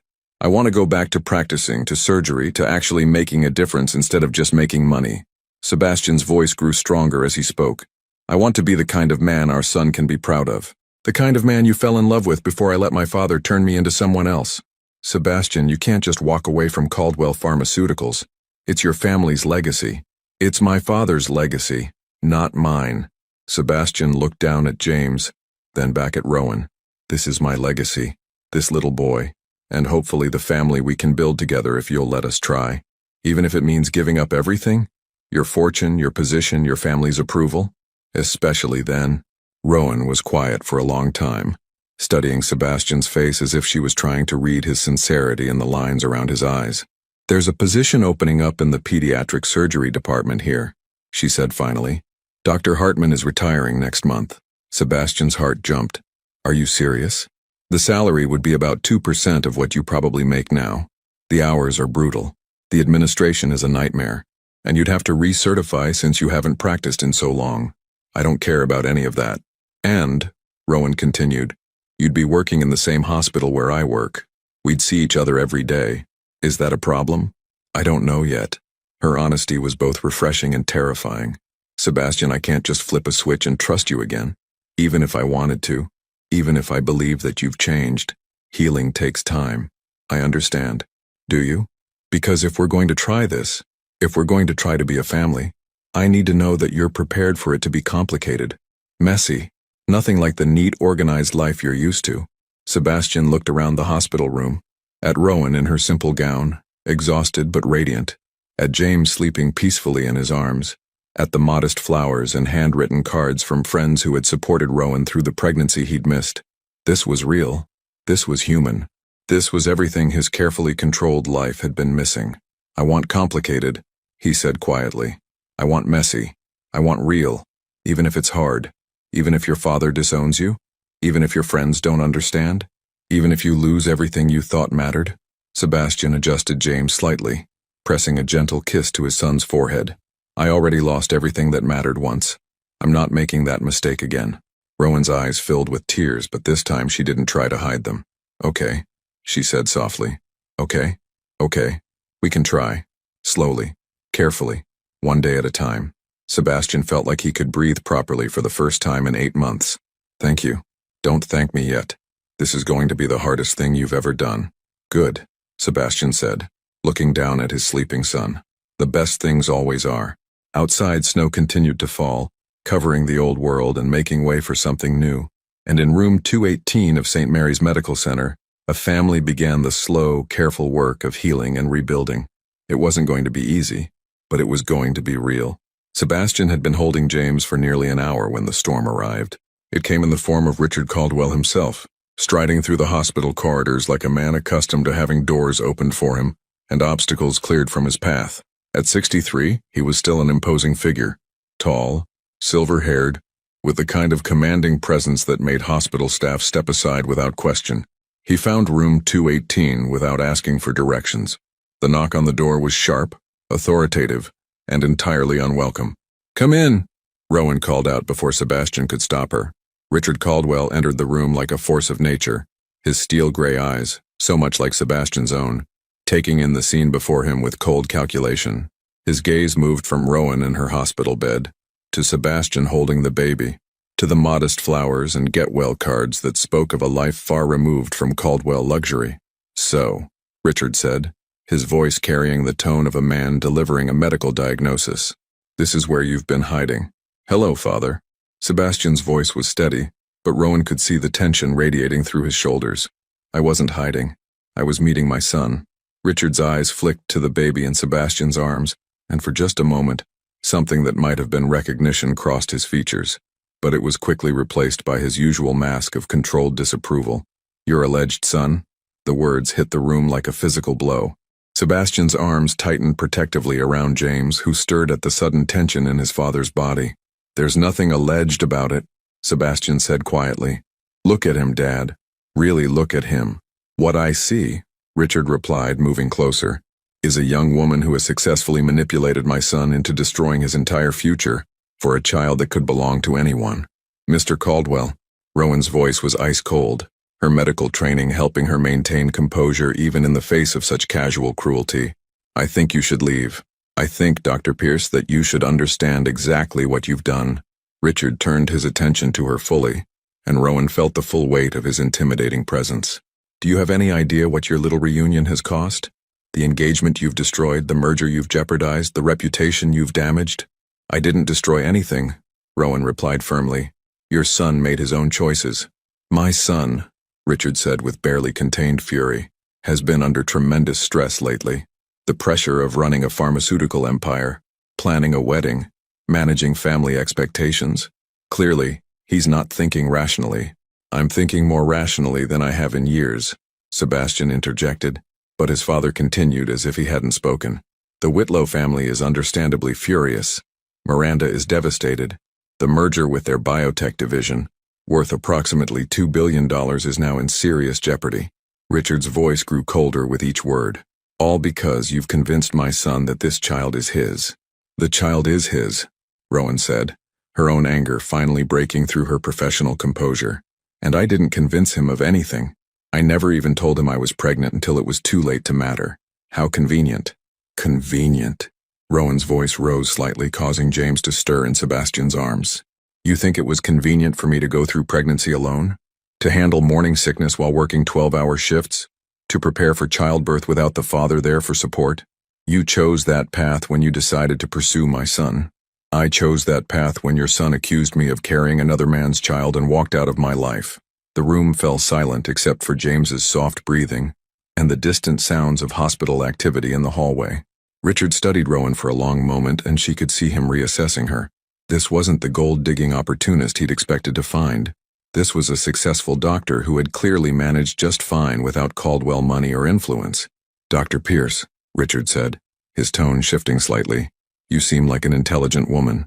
Surely you can understand that Sebastian's current, emotional state isn't permanent. He's reacting to stress, to guilt, to the shock of discovering he might be a father. Might be? Sebastian's voice was dangerous. When he's had time to think clearly, Richard continued, ignoring his son, he'll remember what his responsibilities are. To his family, to the company, to the thousands of people who depend on Caldwell Pharmaceuticals for their livelihoods. And to his son? Rowan asked quietly. If that child is indeed his, and I'm not convinced it is, then appropriate financial arrangements can be made, discreetly, without destroying everything Sebastian has worked for. Sebastian stood up carefully, still holding James, his face a mask of controlled fury that was terrifyingly similar to his father's expression. Appropriate financial arrangements? Sebastian's voice was deadly quiet. You're talking about my son like he's a business liability to be managed. I'm talking about protecting our family's interests while ensuring this child, regardless of paternity, receives proper support. His paternity isn't in question, isn't it? Richard pulled out his phone and showed Sebastian the screen. I had David Chen do some research after his unfortunate encounter with you earlier. Dr. Matthews, the colleague you were so concerned about 8 months ago. He's been very helpful in providing information about Dr. Pierce's social activities during the relevant time period. Rowan felt the blood drain from her face. What are you talking about? Hospital security footage, dinner dates, late-night consultations, text messages. Richard's smile was cold. Amazing what people remember when they're properly motivated to share information. Sebastian stared at his father, pieces of a larger puzzle clicking into place. You orchestrated everything, not just the photos that didn't exist. You created an entire narrative. I protected this family from a fortune hunter. She's a doctor, she doesn't need our money. Everyone needs something, Sebastian. For Dr. Pierce, it was social elevation, access to circles she could never reach on a resident's salary. That's not true, Rowan said, but her voice lacked its earlier strength. She could see how the situation looked from an outsider's perspective, especially one determined to find fault. Richard sensed her uncertainty and pressed his advantage. Sebastian, think logically. You dated for 2 years, yet she never once mentioned wanting children, never discussed marriage seriously. Then suddenly, when your relationship is rocky, she announces a pregnancy. Our relationship wasn't rocky, wasn't it? You'd been fighting about your different backgrounds, your incompatible goals. Your mother mentioned how stressed you seemed during family dinners. Sebastian felt doubt creeping in despite himself. Had there been signs he'd missed? Had Rowan been playing a longer game than he'd realized? Rowan saw the uncertainty in Sebastian's eyes and felt her heart break all over again. After everything they'd shared in this room, after his declarations of love and commitment, he was still capable of doubt when his father applied the right pressure. Sebastian, she said quietly, if you have questions about James's paternity, we can do a DNA test. Right now if you want. That won't be necessary, Sebastian said, but his voice lacked the conviction it had held an hour earlier. Won't it? Richard's voice was smooth. Surely for everyone's peace of mind. Yes, Rowan interrupted, her voice growing stronger. Let's do it. Let's settle this once and for all. She reached for the phone beside her bed and dialed the nurse's station. This is Dr. Pierce in room 218. I need to request a paternity test for my son. Immediately. The room fell silent as they waited for a nurse to arrive with the necessary supplies. James, oblivious to the drama surrounding him, slept peacefully in his father's increasingly tense arms. This is ridiculous, Sebastian muttered, but he didn't stop the process. A young nurse arrived with a DNA testing kit, explaining the simple cheek swab procedure that would provide results within hours. Sebastian submitted to the test with visible reluctance, as if participating was somehow a betrayal of the trust he'd been rebuilding with Rowan. "There," Rowan said as the nurse left with the samples. "In a few hours we'll have scientific proof of what I've been telling you all along." "And when the results confirm what I've suspected?" Richard asked calmly. "Then you'll owe Dr. Pierce an apology," Sebastian said, but his voice lacked conviction. Richard smiled. "And if they don't? If this child proves to be the product of one of Dr. Pierce's other relationships? What then, Sebastian?" The question hung in the air like poison. Sebastian looked down at James, searching the baby's sleeping face for absolute certainty that seemed just out of reach. The gray eyes, the nose shape, the way the baby's hand curled around Sebastian's finger. It all seemed so obvious before his father arrived. "But now, the results will show he's yours," Rowan said quietly, but Sebastian could hear the hurt in her voice. Hurt that he still needed proof, hurt that his father's words could shake his faith so easily. "I'm sure they will," Sebastian replied, but the words felt hollow. Richard Caldwell smiled, recognizing that he'd successfully planted seeds of doubt that would continue growing regardless of what the test results showed. "Well then," he said, straightening his expensive coat, "I suppose we'll know soon enough. Sebastian, when you're ready to discuss this situation rationally, I'll be at the office." He paused at the door, turning back for one final assault. "Oh, and Dr. Pierce? Regardless of what those test results show, I want you to understand something very clearly. If you think you can use this child, whoever his father may be, to manipulate my son into abandoning his responsibilities, you're gravely mistaken. I'm not trying to manipulate anyone. The Caldwell family protects its own. We always have, and we don't respond well to threats." With that, Richard left, leaving behind a room that felt poisoned by suspicion and doubt. Sebastian continued holding James, but something fundamental had shifted. The easy intimacy of the previous hour had been replaced by tension and uncertainty. "Sebastian," Rowan said softly, "you know he's yours." "Yes," Sebastian replied, but his voice was hollow. "I do know that." But even as he said the words, Rowan could see the damage Richard had done. The carefully rebuilt trust between them was cracking under the weight of deliberately planted doubts.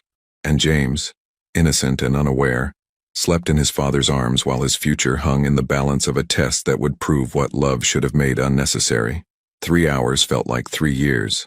Sebastian sat in the hospital cafeteria, staring at a cup of coffee that had gone cold an hour ago.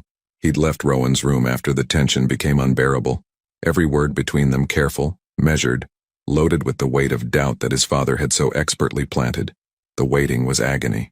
Rowan had insisted on the DNA test to clear the air once and for all, but Sebastian knew that some damage couldn't be undone by science. The fact that he'd needed proof, that his father's manipulation had worked even after everything they'd shared, was a betrayal that would be hard to forgive. His phone buzzed constantly. Messages from his assistant, calls from business partners, texts from society friends who'd heard about the broken engagement. The Caldwell scandal was spreading through Manhattan's elite circles like wildfire, but Sebastian ignored it all. At 4:47 p.m., Dr. Foster found him in the cafeteria. "Sebastian?" Her voice was gentle. "The results are in." His heart hammered against his ribs as he followed her through the hospital corridors. With each step, he felt like he was walking toward either redemption or disaster. When they reached room 218, Sebastian found Elizabeth Pierce sitting beside her daughter's bed, holding James while Rowan dozed fitfully. The older woman looked up as they entered, her expression unreadable. "Where have you been?" Elizabeth asked quietly. "Rowan's been asking for you. I needed some air." Sebastian's voice was hoarse. She's hurt, Sebastian, and exhausted. This kind of stress isn't good for a woman who just gave birth." The guilt hit him like a physical blow. While he'd been wallowing in doubt downstairs, Rowan had been dealing with the aftermath of his father's psychological warfare alone. Dr. Foster cleared her throat softly. "I have the paternity test results." Rowan's eyes opened immediately, any trace of sleep vanishing. Sebastian moved closer to her bed, his hands shaking slightly.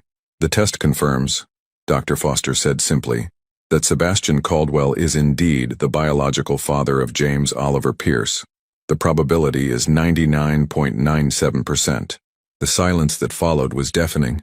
Sebastian felt his knees go weak. He'd known, somewhere deep in his heart he'd known, but hearing the scientific confirmation felt like a weight lifting from his chest and settling there at the same time. "I'm sorry," he whispered, looking at Rowan. "God, Rowan, I'm so sorry." But Rowan's expression wasn't one of triumph or relief. It was exhausted sadness. "Are you?" she asked quietly. "Are you really sorry, Sebastian? Or are you just relieved that you don't have to choose between believing me and believing your father?" The question cut deep because it was fair. Sebastian had spent 3 hours in agony not because he truly doubted James was his son, but because he'd been afraid of what it would mean if his father was right. Afraid of looking foolish. Afraid of being manipulated. "I never should have doubted you. But you did. Even after everything we shared today. Even after holding your son and promising to fight for us the moment your father applied pressure. You cracked." Elizabeth stood up, still holding James. "I think I'll take my grandson for a walk while you two sort this out." After she left, the room felt enormous and suffocating at the same time. "Rowan, please. Let me explain." "Explain what? That you still don't trust me? That 8 months of believing your father's lies about me didn't teach you anything about who I really am?" Sebastian sat down heavily in the chair beside her bed. "It's not about not trusting you, it's about being terrified that I'm not strong enough to protect us from him." "What do you mean?" "My father has spent my entire life teaching me that emotional decisions are weak decisions, that successful men don't let their hearts override their judgment." Sebastian ran his hands through his hair, frustrated with his inability to articulate the psychological conditioning he'd endured. "When he walked in here today, all those old patterns kicked in. The need to prove I was thinking rationally, not just being led by emotion. So you decided you needed scientific proof that our son was actually yours. I decided I needed to shut him up once and for all. I thought if we had irrefutable proof he'd have to back down." Rowan studied his face for a long moment. "Sebastian, your father isn't going to back down just because of a DNA test. This isn't about James's paternity. This is about control, about making sure you stay in line." As if summoned by her words, Sebastian's phone rang. Richard Caldwell's name appeared on the screen. Sebastian looked at Rowan, then at the phone. For a moment he considered declining the call, but something in Rowan's expression stopped him. "Answer it," she said quietly. "But put it on speaker. I want to hear what he has to say about those test results." Sebastian answered the call and activated the speaker function. "Sebastian." Richard's voice filled the room, smooth and confident. "I trust you've received the test results by now." "Yes." "And?" Sebastian looked at Rowan, who nodded encouragingly. "James is my son. The test confirmed 99.97% probability." There was a pause on the other end of the line. When Richard spoke again, his tone had shifted slightly. "I see. Well, that does complicate things." "Complicate things?" Sebastian's voice rose. "Dad, you spent the afternoon accusing the mother of my child of fraud. You questioned my judgment, attacked her character, and threatened her career. How does proof that you were completely wrong complicate things?" "Sebastian, you're being emotional again. Yes, the child is biologically yours, but that doesn't change the fundamental problem here, which is, you still have responsibilities. To the company, to the merger, to the life you've built." Richard's voice grew harder. "One night of passion 2 years ago doesn't erase a lifetime of obligations." Rowan's eyes flashed with anger, but she remained silent, letting Sebastian handle his father. "One night of passion?" Sebastian's voice was dangerous. "Dad, Rowan and I were together for 2 years. We were engaged. We were planning a life together before you destroyed it with your lies. I corrected a mistake before it became a catastrophe. You manipulated me into abandoning the woman I love and my unborn child. I prevented you from throwing away everything the Caldwell family has built for a relationship that was never going to last." Sebastian stood up abruptly, pacing to the window. Outside, the December evening was settling over the hospital grounds, the snow still falling in soft, steady flakes. "How do you know it wasn't going to last?" "Because you're not the same people, Sebastian. She's a small-town doctor with middle-class values. You're the heir to a pharmaceutical empire with global responsibilities. The gap between your worlds would have torn you apart eventually. Or it would have made us stronger. Don't be naive." Sebastian turned back to look at Rowan, who was listening to every word with the focused attention of someone gathering intelligence about an enemy. "You know what, Dad? Maybe you're right. Maybe our relationship would have faced challenges because we come from different backgrounds. Of course I'm right. But that should have been our choice to make, our risk to take. Instead, you made the choice for us by lying to me about who Rowan really was. I protected you, You stole 8 months of my son's life from me. Sebastian's voice cracked with emotion. You stole my chance to be there when Rowan needed support during pregnancy. You stole my chance to be in the delivery room when James was born. You stole moments I can never get back. The line was quiet for a long moment. Sebastian, Richard said finally, his tone shifting to something almost like concern.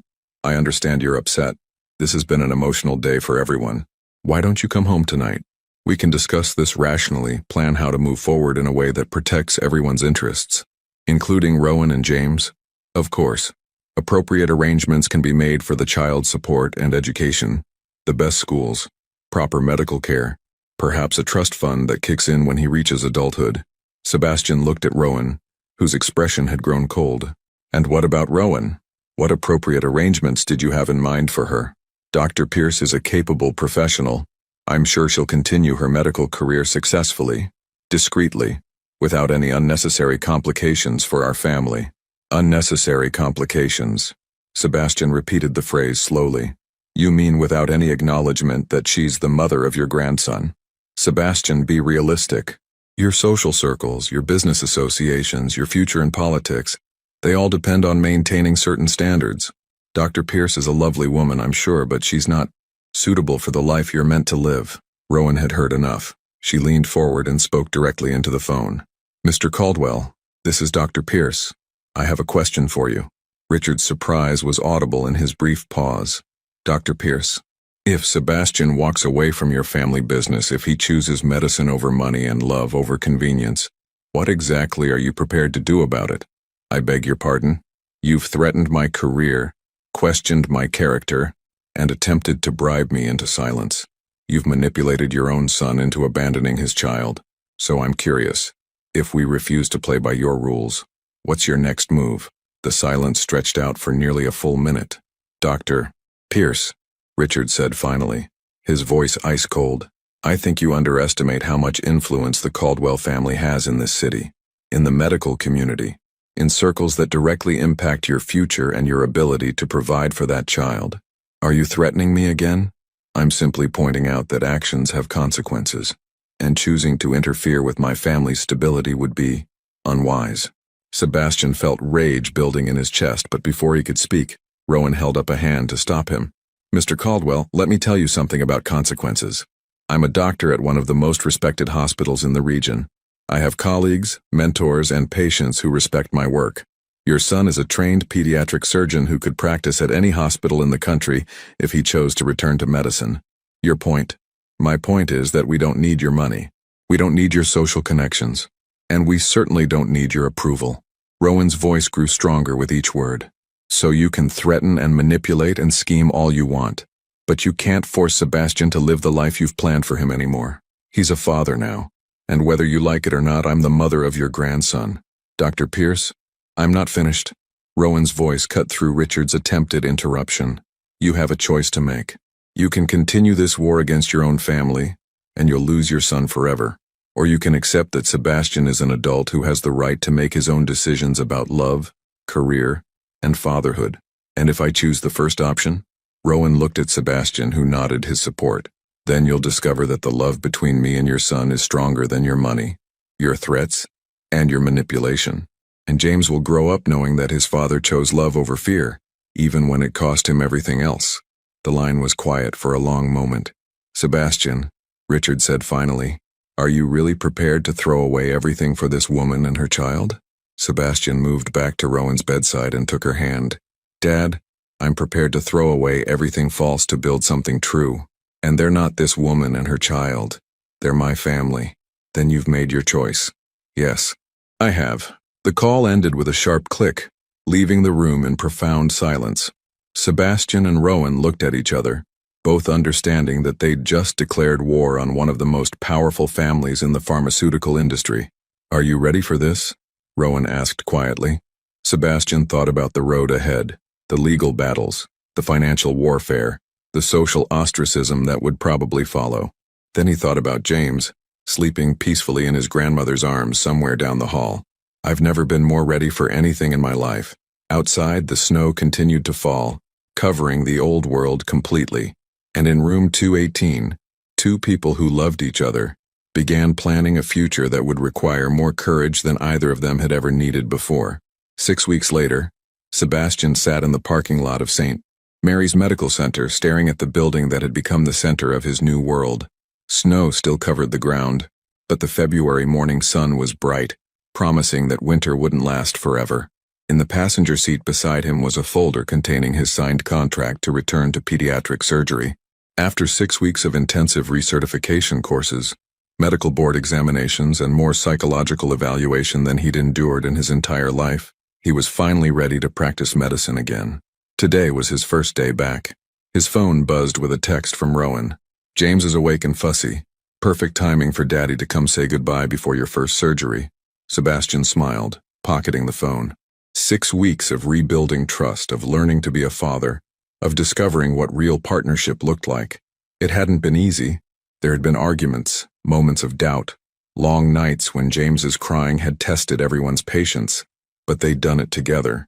As he walked through the hospital entrance, Sebastian barely recognized the man he'd been 2 months ago. Gone were the $1,000 suits and Italian leather shoes. In their place were comfortable scrubs and sneakers that could handle 12-hour shifts on his feet. The change was more than cosmetic. It was fundamental. "Dr. Caldwell?" A young nurse intercepted him near the elevators. "Dr. Martinez wants to see you in the surgical wing before your first procedure." Sebastian nodded, but first made a detour to the maternity ward. The nurses there had gotten used to seeing him every morning for the past 6 weeks. First as a new father learning how to change diapers and interpret different types of crying, and now as their newest colleague. Room 218 was no longer Rowan's. She'd been discharged days after James's birth, but Sebastian still thought of it as the place where his real life had begun. He found Rowan in the doctor's lounge, pumping breast milk between her morning rounds. She looked up as he entered, her face lighting up with the smile that still made his chest tighten with love. "Ready for your first day back?" she asked, efficiently packing the milk into small storage containers. "Terrified," Sebastian admitted. "It's been 8 years since I've held a scalpel. It'll come back to you like riding a bicycle." She stood and straightened his scrub top, a gesture so domestic and natural that it still amazed him. "Just remember, you're not saving the world today. You're helping one child at a time. How's James this morning?" "Demanding breakfast at 5 a.m. as usual. Mom took him for a walk around the ward to let the night staff say hello." Rowan paused, studying Sebastian's face. "Are you having second thoughts? About any of this?" It was a question she'd asked several times over the past 6 weeks, and Sebastian understood why. The transition hadn't been seamless. There had been moments when the magnitude of what he'd given up hit him like a physical blow. Not the money, which he'd never really needed, but the sense of purpose that had come from running a major corporation. The feeling that his decisions affected thousands of people. "No second thoughts," he said firmly. "But I do have something to tell you." Rowan's expression grew cautious. "What?" "My father called yesterday." The tension in her shoulders was immediate. Richard Caldwell had been notably absent from their lives since that devastating phone call 6 weeks ago, but his influence was still felt. Sebastian's trust fund had been frozen. His position at Caldwell Pharmaceuticals had been officially terminated. Most of his former friends had stopped returning calls. What did he want? To make one final offer. Sebastian pulled out his phone and played a voicemail that he'd listened to dozens of times since receiving it. Richard's voice filled the small lounge. "Sebastian, I've had time to think about our situation, and I believe we can find a compromise that works for everyone. I'm prepared to offer Dr. Pierce a position as head of pediatric research at our new Boston facility. Excellent salary, full benefits, her own team of researchers.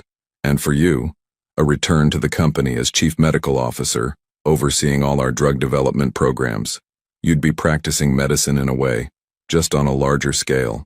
The message continued. "The position comes with a condition, of course. The child would need to be raised with appropriate discretion, private schools, proper social connections, but without the complications of an official acknowledgement of family ties. Think of it as the best of both worlds. You get to practice medicine, she gets to advance her career, and the child receives all the advantages of Caldwell resources without the public complications." The voicemail ended and Rowan sat down heavily in one of the lounge chairs. "He's offering us everything," she said quietly. "Everything except the right to be a real family. Sebastian, that's millions of dollars. Research opportunities I could never get anywhere else.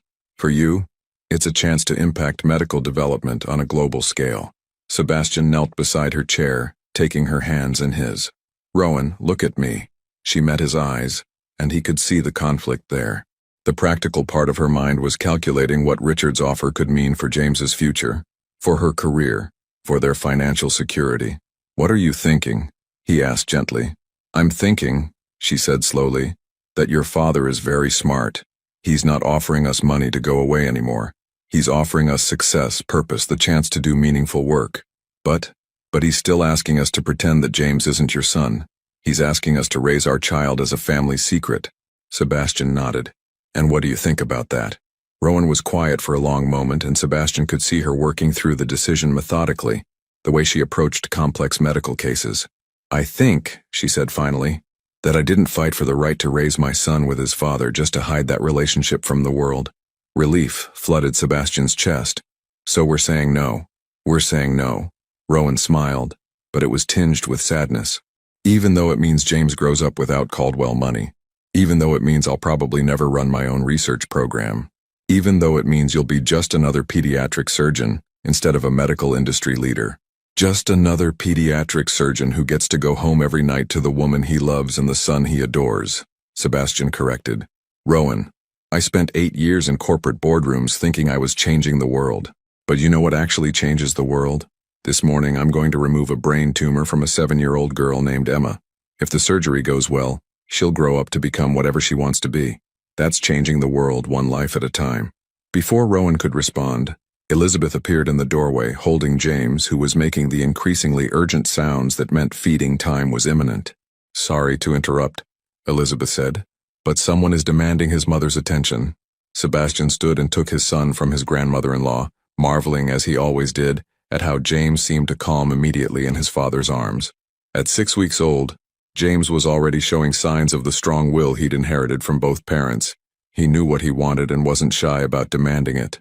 "Hello, little man," Sebastian murmured, adjusting James's tiny knit cap. "Daddy's about to go save someone else's baby. Think you can behave for Mommy and Grandma today?" James looked up at him with those serious gray eyes, and Sebastian felt the familiar surge of fierce protectiveness that had become the defining emotion of his new life. "I called your father back," Sebastian said to Rowan while still looking at James. "What did you tell him?" "I told him that James Oliver Pierce Caldwell will grow up knowing exactly who his father is. I told him that if he ever wants to be part of his grandson's life, he knows where to find us. And I told him that we're building something real here, something that doesn't need his money or approval to survive." "Pierce Caldwell?" Rowan's voice was soft with surprise. "If that's okay with you, I want him to have both our names. I want the world to know he belongs to both of us." Tears filled Rowan's eyes, but she was smiling. "It's more than okay." Sebastian's pager buzzed. His first surgery was in 30 minutes. "I have to go," he said reluctantly, kissing James's forehead and then Rowan's lips. "But I'll see you both tonight." "Sebastian?" Rowan called as he reached the door. "Yeah, I love you. Not the man your father wanted you to be, not the man you used to be. I love the man you are right now, in this moment. Even if that man is about to be late for his first surgery in 8 years? Especially then." Sebastian left the lounge with a smile on his face and purpose in his step. As he walked toward the surgical wing, he passed the executive offices where hospital administrators made decisions about budgets and policies. 6 months ago, he would have looked at those offices with longing, missing the power and influence of high-level decision-making. Today he barely glanced at them. Dr. Martinez was waiting for him outside operating room 3, holding Emma's file. "Ready, doctor?" "Caldwell?" Sebastian thought about Emma, sleeping under anesthesia, trusting him to fix what was broken. He thought about her parents, waiting in agony for news. He thought about James, who would grow up in a world where his father chose healing over wealth, love over power. "Ready," he said. And as Sebastian Caldwell scrubbed in for surgery, he felt something he'd been missing for 8 years without realizing it. He felt like himself. 2 hours later, when he emerged from the operating room to tell Emma's parents that the surgery had been successful, that their daughter would make a full recovery, Sebastian understood that he'd found his way back to the man Rowan had fallen in love with. The man who believed that some things were worth more than money. The man who knew that love, once found, was worth fighting for no matter the cost. The man who was finally, completely, exactly where he belonged. 5 years later, The sound of children's laughter echoed through the backyard of the modest colonial house in Stamford, Connecticut.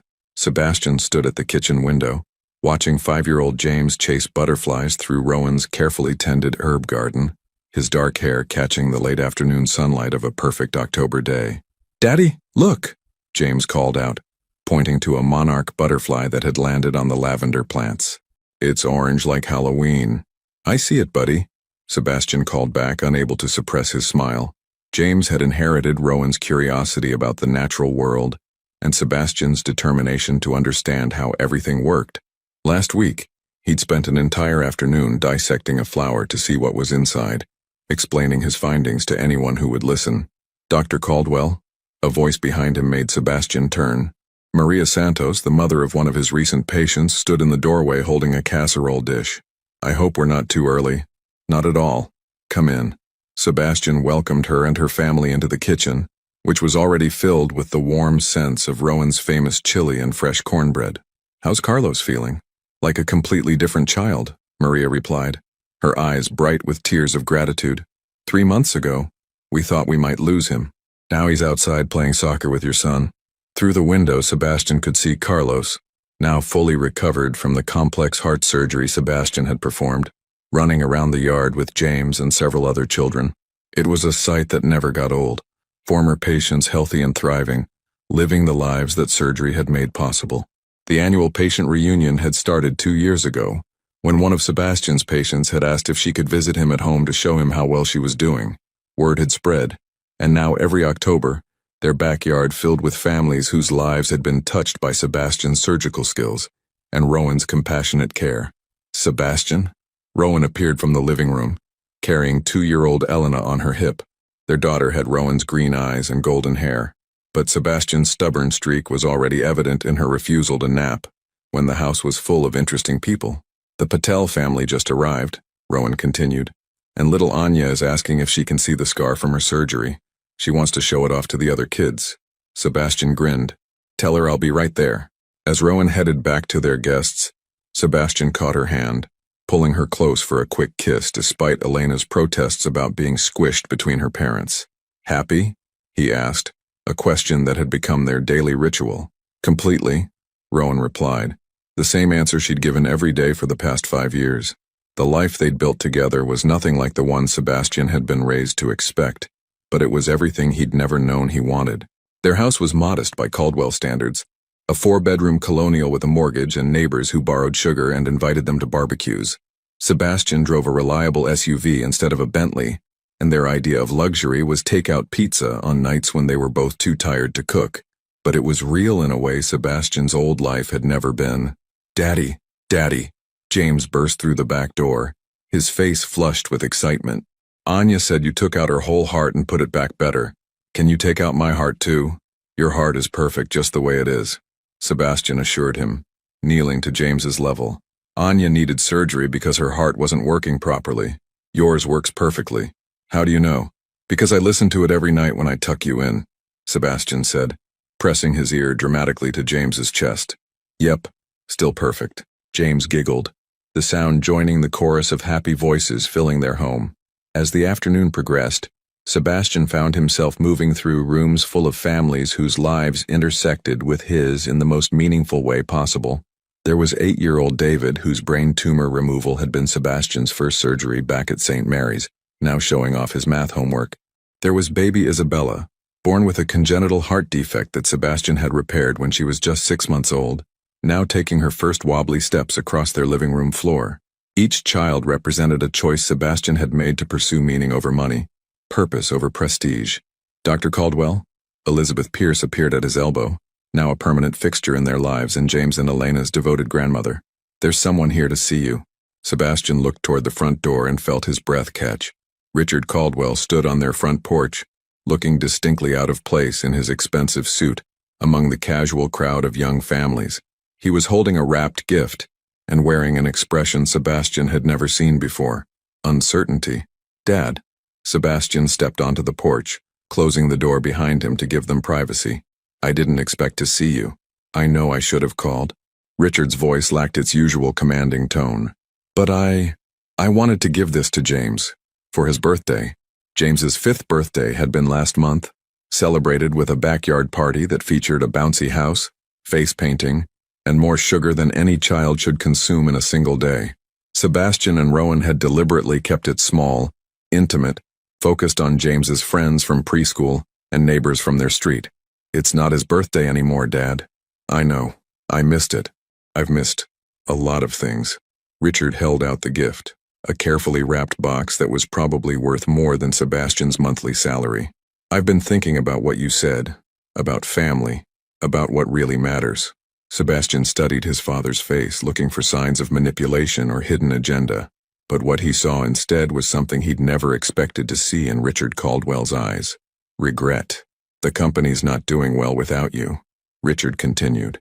Oh, we're still profitable, still growing, but there's no soul to it anymore. No vision beyond the next quarterly report. Dad, I'm not here to offer you anything, Sebastian. I'm not here to try to convince you to come back. I'm here because... Richard paused, struggling with words that clearly didn't come easily. I'm here because I have a grandson I've never met, and I'm starting to think that might be the biggest mistake I've ever made. Through the window, Sebastian could see James playing with Elena, showing her how to clap along to music that one of the other families had brought. His son was confident, joyful, surrounded by love and laughter. He doesn't need Caldwell money, Dad. He's already rich. I can see that. Richard's voice was quiet. Sebastian, I owe you an apology, and I owe Dr. Pierce an apology. What I did 5 years ago, the way I tried to manipulate the situation, it was wrong. Sebastian leaned against the porch railing, studying his father. What changed your mind?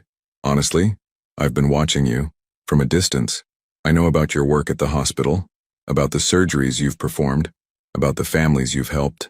Richard paused. I read an article about you in the medical journal last month, about your work with pediatric cardiac procedures. The journalist called you a surgeon who operates with both technical precision and uncommon compassion. You've been keeping track of my career. I've been keeping track of my son. Richard's voice cracked slightly.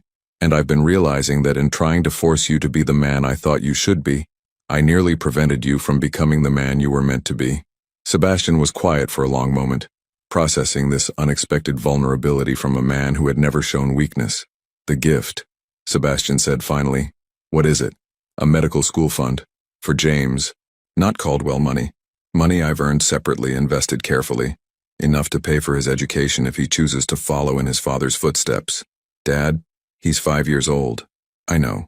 But I also know that children who grow up understanding the value of education, of helping others, of using their talents for something greater than themselves, those children change the world.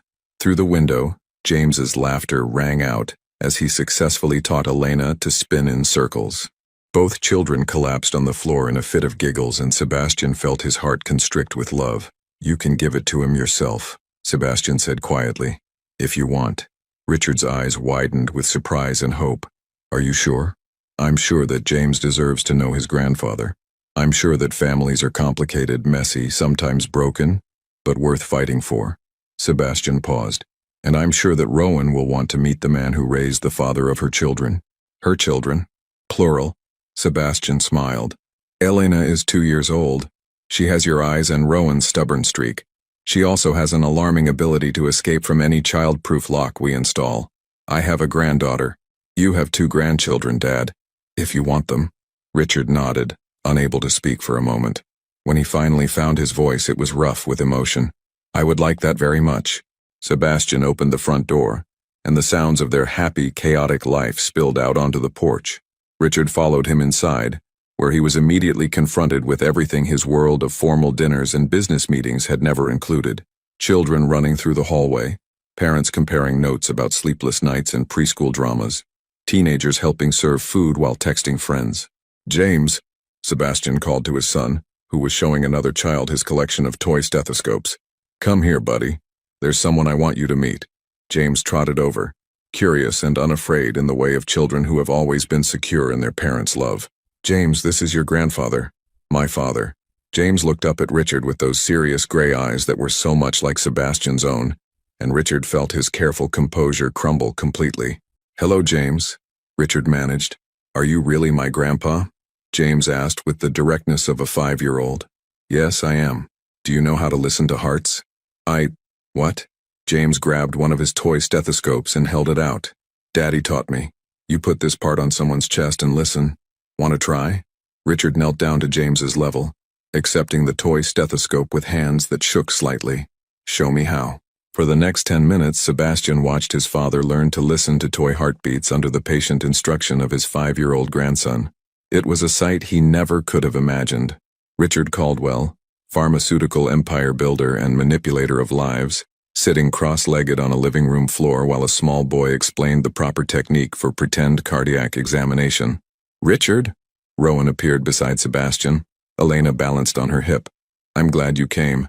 Richard stood, still holding the toy stethoscope, and faced the woman whose life he'd tried to destroy 5 years ago. Dr. Pierce, I owe you an enormous apology.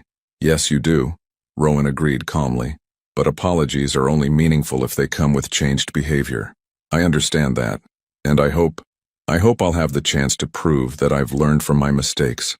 Elena chose that moment to reach toward Richard, fascinated by his silver hair and expensive watch. Without thinking, Richard shifted to make it easier for the toddler to examine his watch chain, and Sebastian saw his father's expression soften in a way he'd never witnessed before. This is Elena, Rowan said, allowing Richard to hold his granddaughter for the first time. Hello, Elena, Richard whispered, and Sebastian could hear years of regret and hope tangled together in his father's voice. Elena babbled something incomprehensible but enthusiastic, and Richard actually smiled.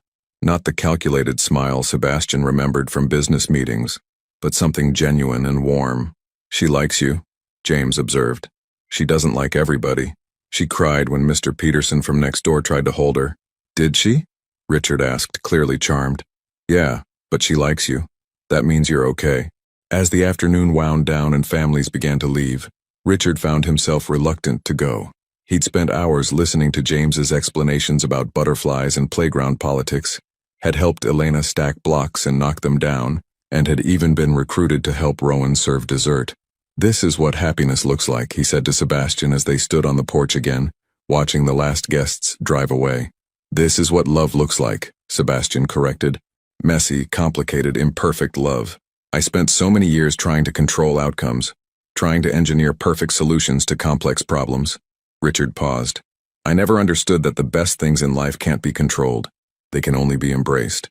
Dad, if you want to be part of this, really part of it, you need to understand that we're not going to change our lives to accommodate yours. We're not moving back to Manhattan or joining country clubs or attending charity galas. This is who we are now. I wouldn't want you to change, Richard said firmly. Sebastian, you've built something here that I spent my entire life thinking was impossible. You've built a life that matters, a family that's genuinely happy, a career that changes lives every day. It's not perfect, we struggle with money sometimes. The house needs repairs we can't afford. Rowan and I both work long hours and we're always exhausted. But you're happy. Sebastian looked through the window at his family, Rowan cleaning up the kitchen while singing off-key, James carefully putting his toys away in the designated bins, Elena toddling around the living room with a toy phone pressed to her ear, babbling importantly to no one in particular. Yeah, Dad, we're happy. Richard nodded slowly. Then you've accomplished something I never could. As Richard's car pulled away from their driveway, Sebastian felt a sense of completion he hadn't expected. The war was over, not because anyone had won or lost, but because love had proved stronger than fear, forgiveness more powerful than resentment. How did it go? Rowan asked, appearing beside him with Elena in her arms. Better than I expected. He wants to be part of their lives. And how do you feel about that? Sebastian considered the question seriously. 5 years ago, the thought of Richard Caldwell having access to his children would have terrified him. But the man who had left their house tonight wasn't the same man who had threatened Rowan in a hospital room 5 years ago. I feel like everyone deserves a chance to be better than they used to be, Sebastian said finally. Even my father. Even you? Rowan asked with a smile. Especially me. As they walked back into their house, Sebastian caught sight of himself in the hallway mirror. The reflection showed a man of 43 with laugh lines around his eyes and hands that were permanently stained, with the kind of honest work that saved lives.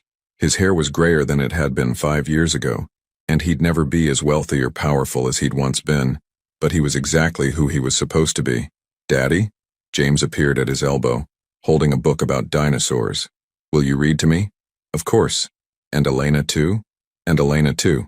And Mommy? If Mommy wants to. I always want to, Rowan said, kissing the top of James's head. As they settled into the living room for their nightly reading ritual, Sebastian understood that this was what victory looked like.